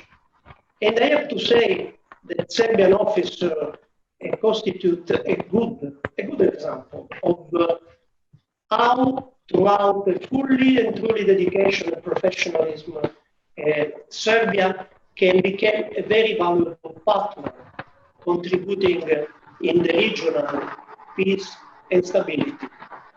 Because only throughout the trade, the hard work, the joint activity, we can promote this kind of stability in Serbia, can play a special role. Ultimately, if I promote peace and stability, I promote my country. And that's all from my side. Thank you. Hvala vam. Vi ste već u vašem izlaganju spomenuli I Thank you. You have mentioned trust funds and the possibility of cooperation with academic circles and other stakeholders through Science for Peace and Security program. As far as I know, thus far, this program has been mostly used by state universities and academic community. However, Serbia has a very lively private university scene. So with us today, Professor Duško Tomić, who is the head of doctoral master studies of security in American University in Dubai. And he's also a lecturer at the Faculty for Engineering Management. How do you see the possibility that private universities as well as public ones get even more involved in these programs? And how do you perceive further cooperation between Serbia and NATO that would change the perception of the general public in Serbia, or rather further improve? First, thank you for inviting me to participate in today's conference. I'm a president of the so-called representative of the so-called academic community here. So I would use the Latin adverb, times change and we have to change with it. So not just Serbia as a NATO member of a Partnership for Peace program, NATO itself has to change in certain segments and respond more rapidly in certain situations. You have mentioned that in response to the emergency situations, academic circles do not react at all. Emergency response should be an interactive process that involves many stakeholders. And broader corpus of knowledge and skills should be engaged in order to manage crisis. Just take a look at COVID. COVID is not biological agents or biological threat. It is a structural threat to the security systems, not just in Serbia, but in other countries. It needs to be responded with adequate measures by individuals who are well educated to assist establishment of each and every state to reach informed decisions. So there are three parameters to bear in mind: adequate response, adequate predictions, and adequate projections. So preemptive measures and predictive measures are something that academic circles are mostly involved with. Security is transferred slowly, so the socio-humanistic area to technological area. So you have to recognize that technology changes as well. So large burdensome mechanisms that existed in both NATO and academic community and the governments on their part have to be able to quickly change and be flexible to react to emergencies of the modern times, because they are much, very fast and they are hybrid in nature. This requires hybrid response coalitions. These hybrid threats impose the need to have a hybrid response teams.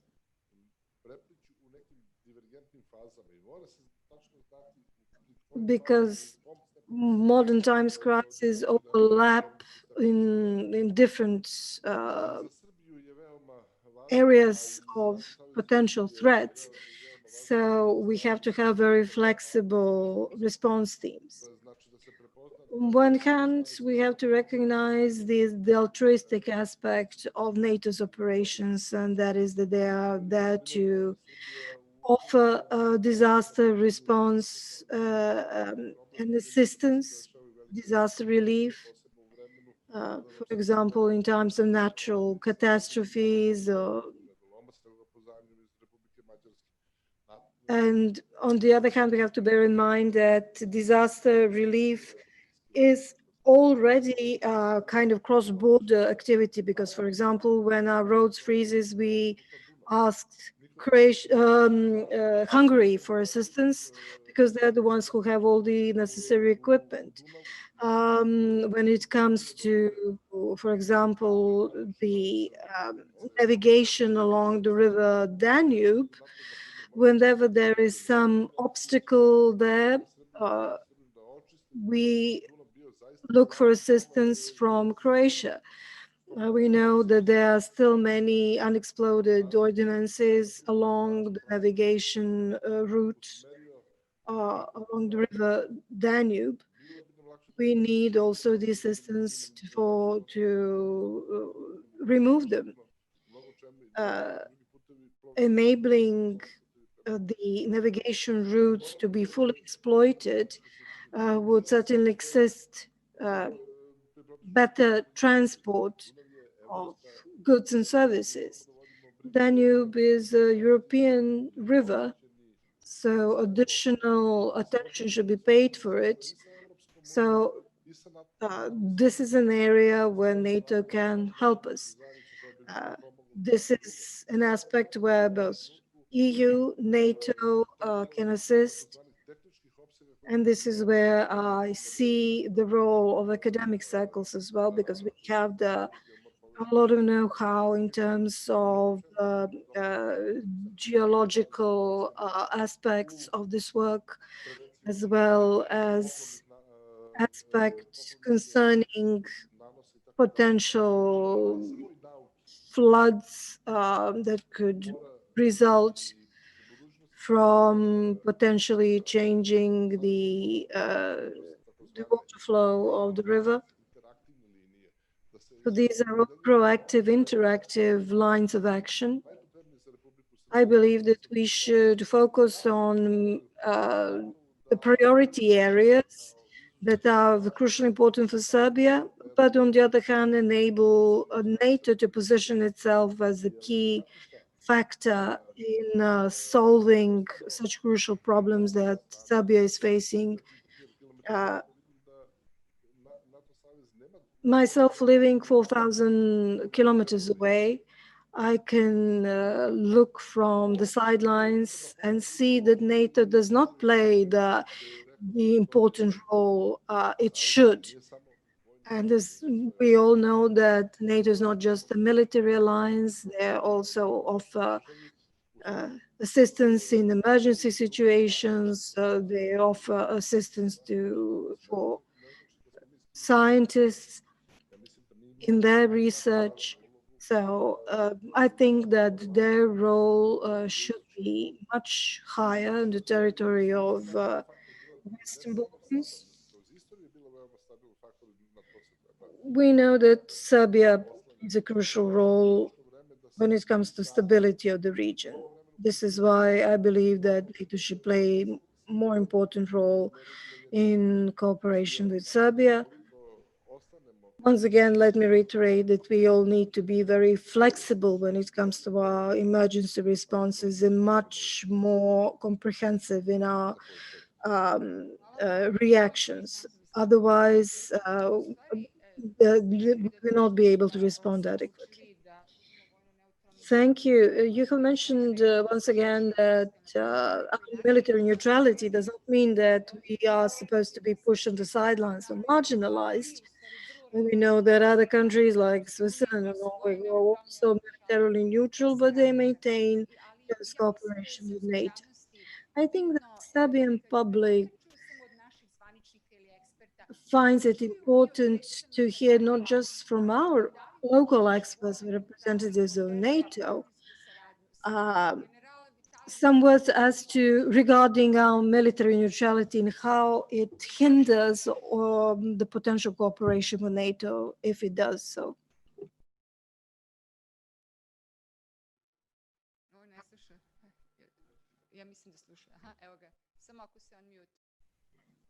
We're inviting you to join us. Can you give us an answer as to what extent do you see military neutrality as potentially burdening relations with NATO? Question, I think, is addressed to me because I have some difficulty in understanding, in listening to the volume wasn't so good. But if I understood correctly, you asked me an assessment of the policy of military neutrality of Serbia in the respect from our perspective. Is it correct? Because I have the problem with the volume. And if these prevent NATO from engaging and cooperating with the country which just wants to remain military neutral, which is a legitimate political option. We just mentioned 3 cases of Austria, Finland, and Sweden as very active full members of the EU who have also very active engagement with NATO, although they are also neutral. Yes, excuse me, but because it was a problem of volume. And yes, now I was able to listen to you. And there is no contradiction at all regarding this item. First of all, Serbia is our neighbor. Is a partner very valuable for us, as I said many times before. And the role it's playing is absolutely decisive in the whole region and can contribute to the wider international context. We stay very much in line. We were very clear, and for us is a fundamental principle that we stated many, many times. NATO as an alliance fully respect the right of every sovereign country they can decide on enough destiny and their security arrangement without any kind of interference and any third parties vetoes. And as I said, we were very clear, always, in any circumstances. For us, this is a fundamental principle. From that principle, consequently, NATO fully respects Serbia's right to choose its path on its own without any interference, and in line with the policy of military neutralities.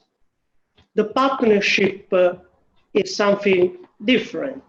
We partner together in the interest of Serbia, in the interest of NATO, in the interest of the Western Balkans. And this is the reason because why I respect Serbia's decision to develop this kind of partnership with NATO without seeking any kind of membership inside the alliance. I try to be more clear.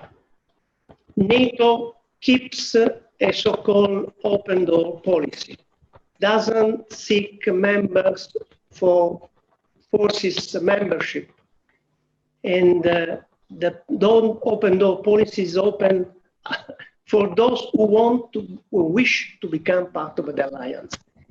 And so when someone asks me, is it possible to stay military neutral and cooperate with us simultaneously, we already mentioned the example of Austria, Sweden, Finland, that from the beginning started to say that they want to be partner, and even neutral Switzerland.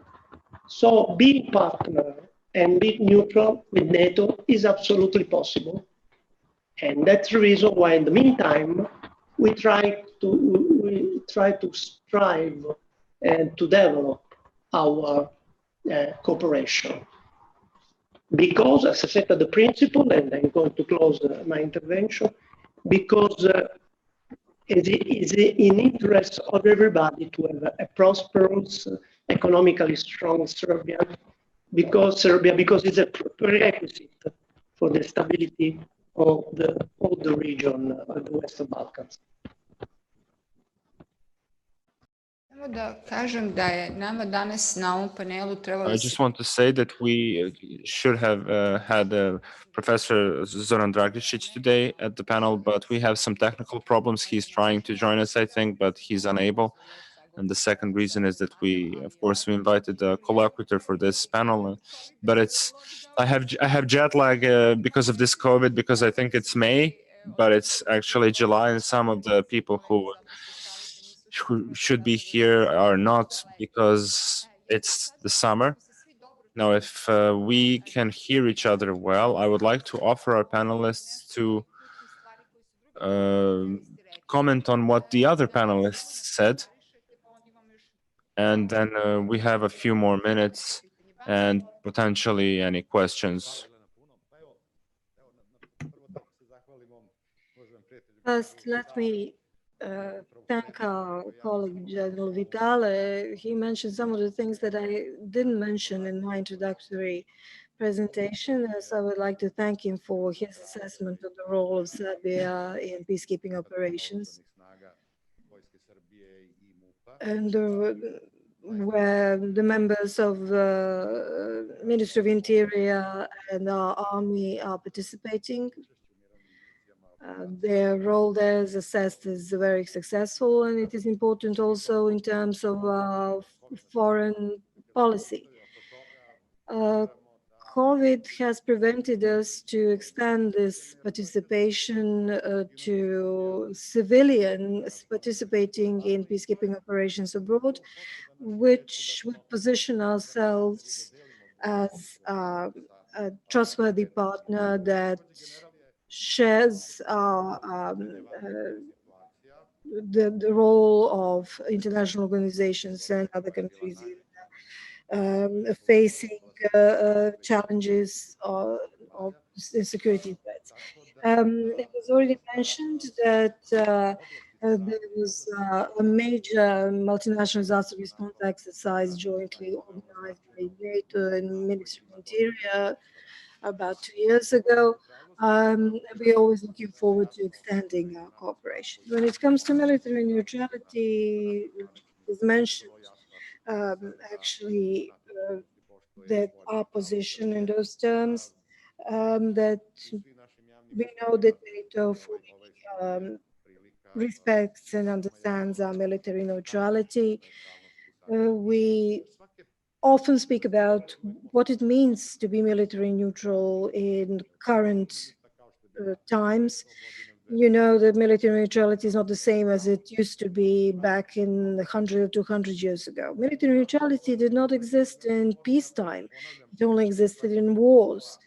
When Switzerland became member of Partnership for Peace, the Minister of Defense has elaborated on the fact that the traditional Swiss neutrality is not breached by becoming a member of Partnership for Peace program. So each and every country who declares itself military neutral, military non-aligned, has their own reasons for it. On the other hand, they're all ready for cooperation. We know that Sweden cooperates extremely closely with NATO. Sometimes they participate in more programs than some member states. In Euro-Asian area, partnership has future. Serbia, as a small country, can contribute, and we believe that partnership goes both ways in the interest of both Serbia and NATO. Let me just reflect on what Professor Filipovic has mentioned. He mentioned the problem of Danube. We know that the navigation route has been made more narrow due to these sunken ships and exploded ordinances, and a lot has been considered how to respond to this. This is rather a costly intervention, and it goes further than just science for peace and security programs. Representatives of the members of academia should recognize and propose certain programs that would be harmonized with priorities of science for peace programs. We know that these priorities differ from one year to the next. However, we have very positive examples of such cooperation. Let me give you an example. There are over 20 programs within the framework of the SPS. Currently, 6 programs are underway. Generally, biology on biomicrology, implementation of some of the geo sciences in practice, and joint programs with universities in Manchester in the United States. So Science for Peace programs offer a lot of possibilities for scientific cooperation. Of course, it's up to NATO to fund them adequately. There's always a need to have a leading nation in each of these programs.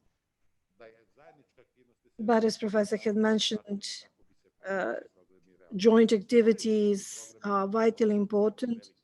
They do not necessarily have to be major, expensive programs. They can be small-size programs for the assistance of local communities. For example, there was a very interesting project relating to the wastewaters purification, for example, on the local level. This is also a possibility for our academic structures to have access to programs that they wouldn't have access to otherwise without the Science for Peace programs. So this is a first and foremost civilian program, although it has some military aspects or use for military purposes. But it is up to all of us, Ministry of Science, that is the coordinator of these activities, to actually animate the academic circles to participate. And the Ministry of Foreign Affairs is to offer our assistance there, promote these projects further.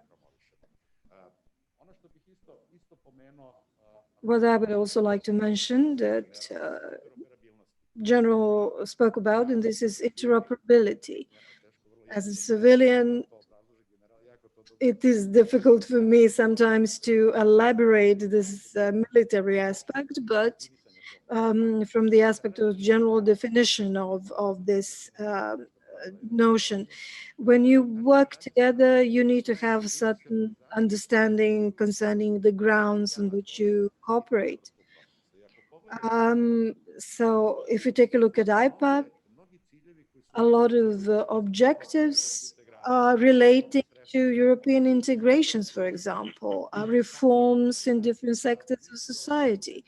So through the instrument of IPAP and cooperation with NATO, we are implementing some other objectives, like, for example, EU accession. Through both first and the second cycle of IPAP, we have projected some objectives that are interrelated with some other goals of our Euro-Atlantic integration.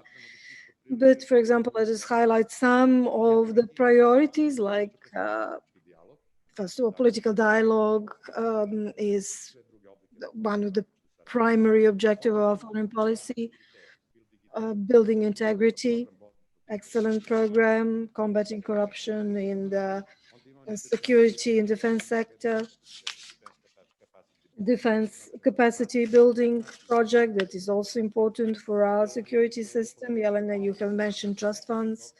We had several of them. Let me just mention the last one. Yes, trust funds are excellent mechanism. As far as I know, it is possible to accumulate even larger financial assistance for these trust funds. For example, the one that is currently underway relates to disposal of obsolete ammunition. So the one that is has expired. And they assist institutions in Parachin and Kragujevac by raising capacities of these institutions, enabling new job openings, contributing to better recognition of these institutions worldwide. Unfortunately, the incident that took place in Kragujevac means that some of these funds will go for the sanation project, so the reconstruction project. But all this is something that we need to bear in mind in all our future activities.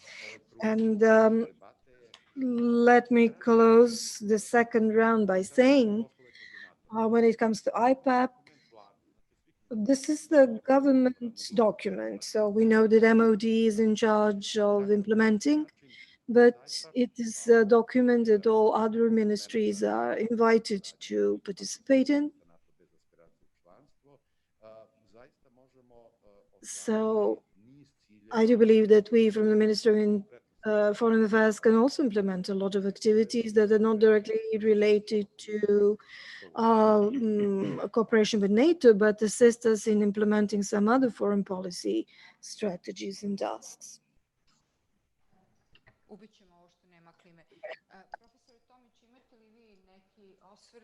Professor Tomic, do you have any observations of this?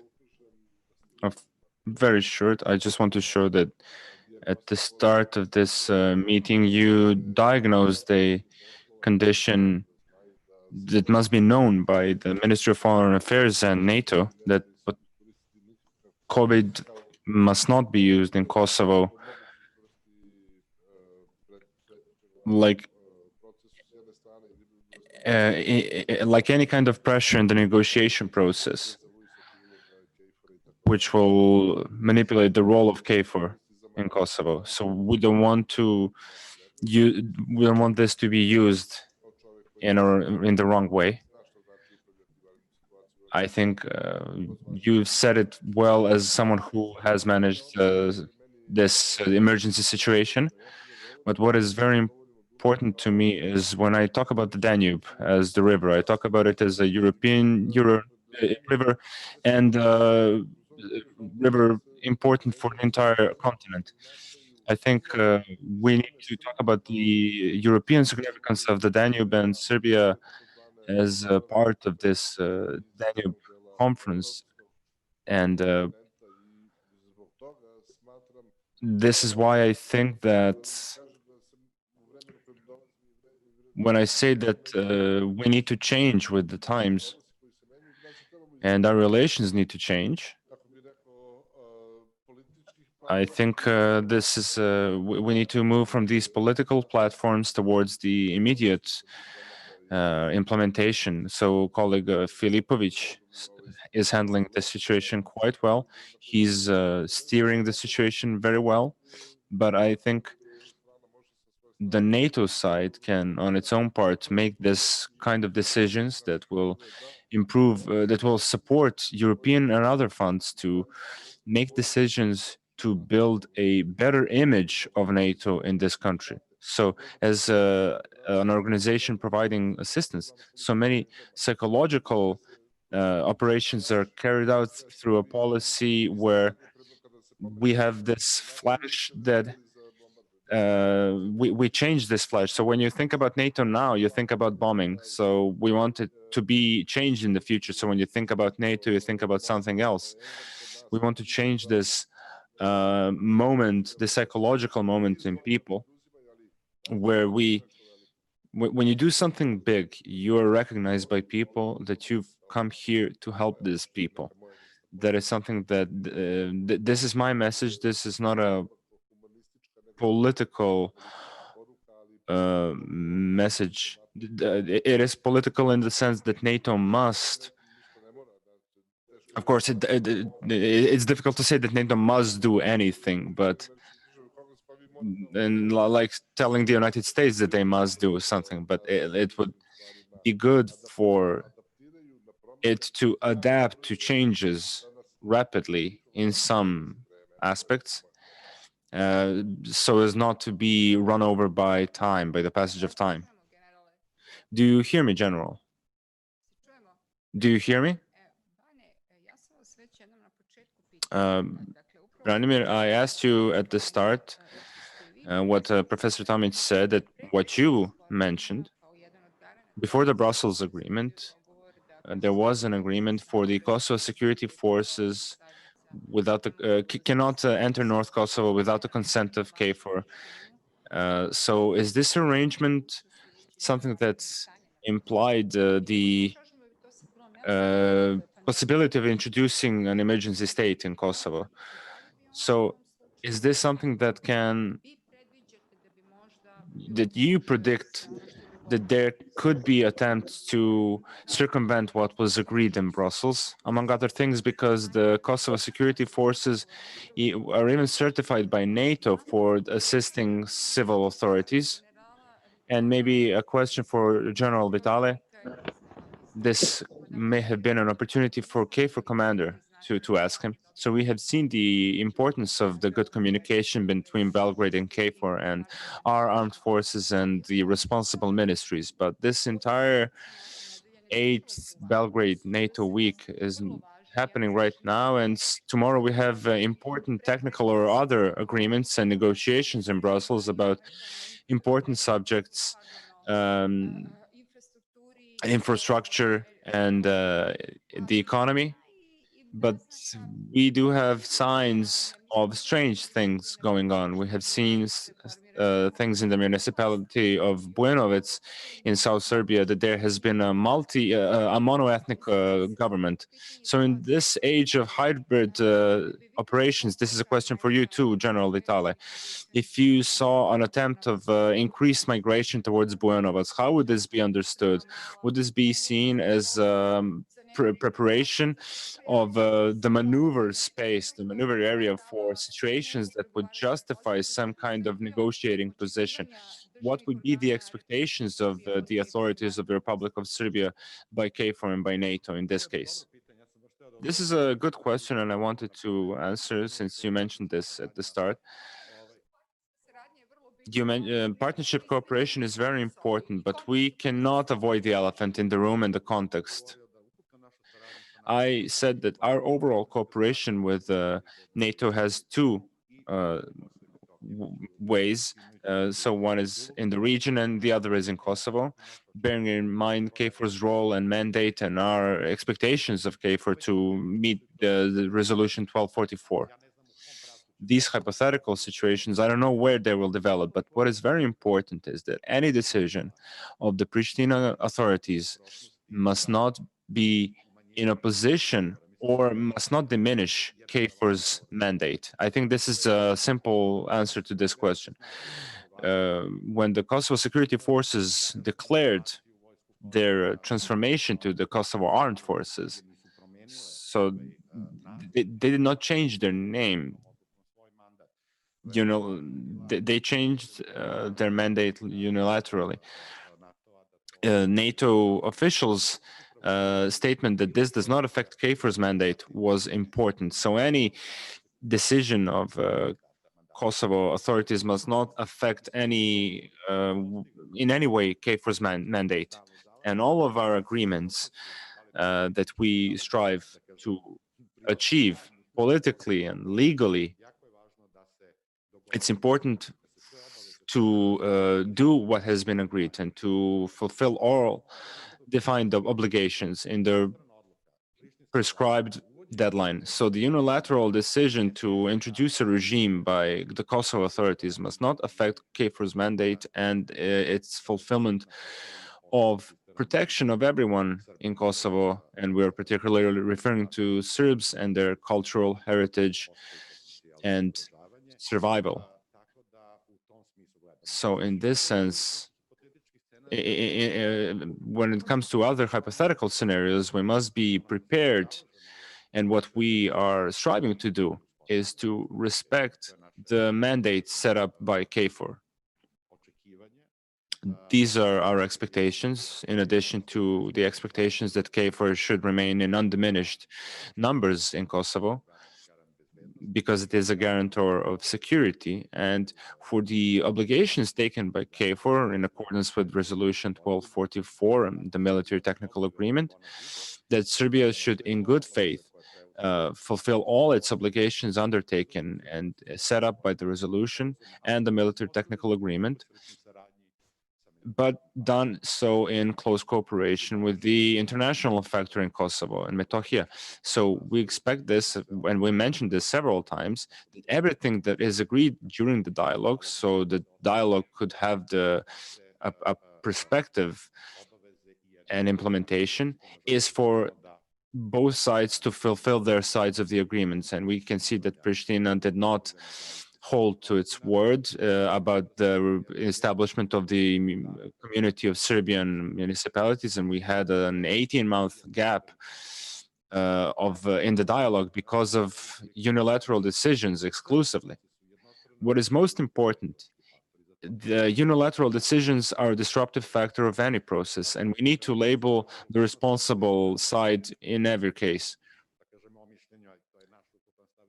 I think this is counterproductive because it kind of relativizes the negotiating position of any side.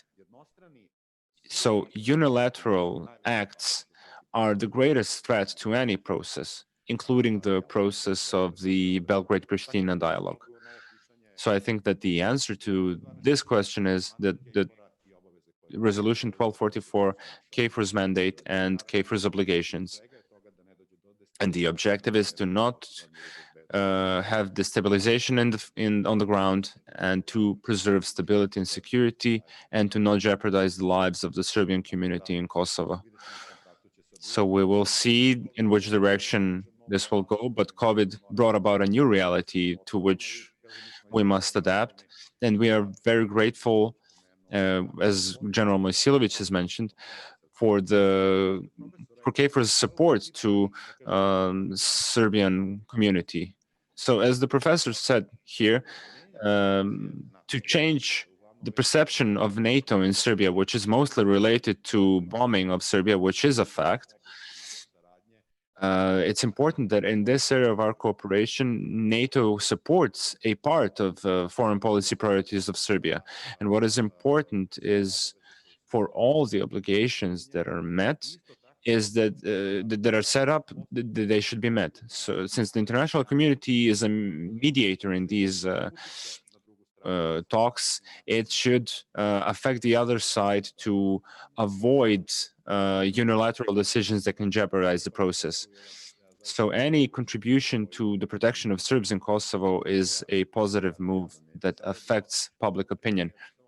There have been many examples. I will just give a reminder. In 2004, there were events in Kosovo where there were contingents like the Italian contingents who protected certain Serbian objects and cultural heritage.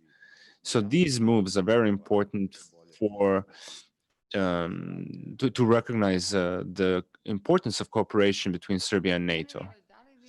General, do you have any views, anything you want to say about this last part of the discussion? I want simply and very briefly to say that there are no change under our mandate. I'm obviously not in a position to predict any further development, but we are fully accomplishing what is inside the mandate of the United Nations Security Council 1244. And so for us is adamantly clear what is our task: to protect, to protect all people around the whole territory of Kosovo, to guarantee freedom of movement, and at the same time strongly supporting the resumption of dialogue under the auspices of the EU or any other international actor, and in order to try to overcome this historical disagreement or misunderstanding and to progress together. But as Ambassador Filipovic mentioned before, KFOR was, is, and will be fully committed. There were no reduction of forces at all, and we are truly concentrated in a complex environment that became even more complex with the outbreak of COVID-19. If you allow me, I would have the opportunity to comment a couple of things for both my distinguished interlocutor, if I may. Firstly, many thanks again to the Ambassador Filipovic, because I simply, in this case, I would like to, if I may, and if he allow me, to stress one thing that he pointed out both in his both intervention. In the very first one, he was talking regarding the necessity to be more transparent, to better communicate which level, what kind of cooperation we are doing, we are performing jointly. And that is definitely important because I'm sorry to repeat myself, when you say that it's mutually beneficial, that's something that provides benefits. When we talk about IPAP, for example, and the ambassador explained so well, there are many activity, target, and program that are both related to NATO partnership and are very much in line with the EU accession process. So this is a huge occasion to try to, of course, we communicate, but to try to better communicate, to put a further effort in order to stay in touch with the public opinion and to explain practically what is going on in that respect. To the distinguished Professor Tomic, I perfectly understood and I appreciate his comment. Let me only to react with some words. Partnership is something like a basket. In a basket, the NATO countries put their skill, their ability, their possibility, their capabilities. Then it's up to any partners to choose according to their policy, according to their needs. It's up to them to set the piece, the focus, the priority, the level of engagement they would like to do. And I was working in NATO 10 years ago, exactly dealing with this, with the IPC. And that was adamantly clear from the beginning for every partner. They must feel themselves free to choose. And we, as member countries, will do our best to contribute and to make the perception of the alliance, such an alliance, ready to cooperate, to facilitate. We cannot teach anything to anyone.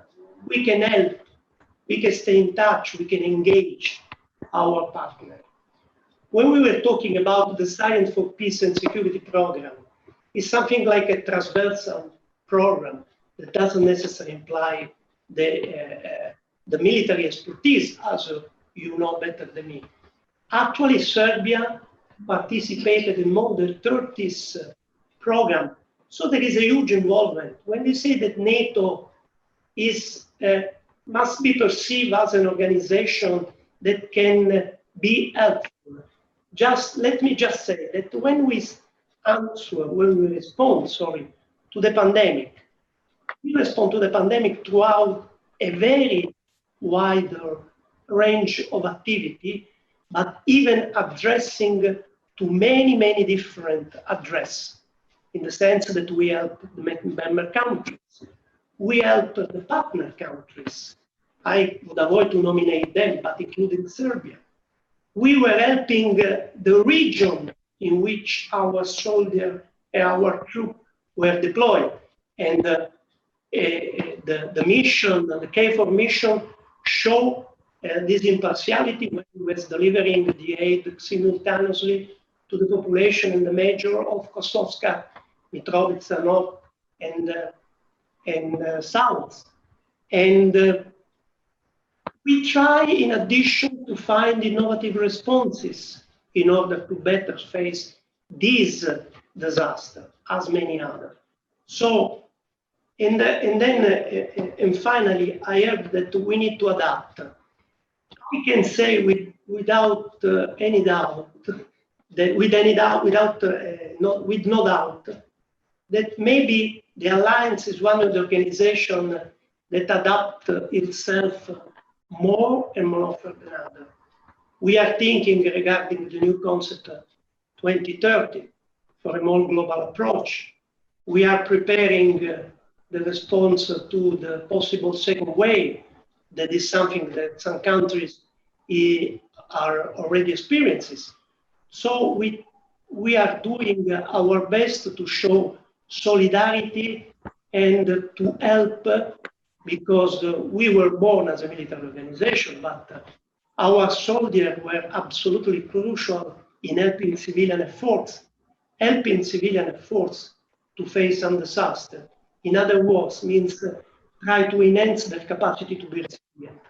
And that's definitely, at least in my opinion, definitely important. So we are here. We want to be engaged. Well, we cannot impose anything to anyone. And it seems to me quite clear and obvious as a concept. Thank you. Hvala vam. Ja bih iskoristila moju privilegiju kao I moderatora. use my privilege as a moderator to close this panel with an important reminder. As someone who believes that the status of Kosovo and relations with Belgrade and Pristina is not an attitude of colonial attitude towards Kosovo hundreds of years, etc., because we keep hearing this historical revisionism statements made. On the other hand, I do understand and accept everything that took place in the 80s and the 90s. On the other hand, I would like to remind citizens of Serbia and all of you of one of the best examples of cooperation between Serbia and NATO just a year after the bombing of Serbia, and this is in suppression of the uprising in the Kosovo. what we need to hear is the statements made of the territorial pretensions of some politicians in the Albanian side, and the statements made by the prominent personalities of the Albanian politicians from Albania proper, etc. I do believe that this experience, excellent cooperation between Serbia and NATO in suppressing the uprisal in 2001 should be something that I should always bear in mind and build upon. I would like to thank you all as a panelist, and this just shows that we need to have another NATO week.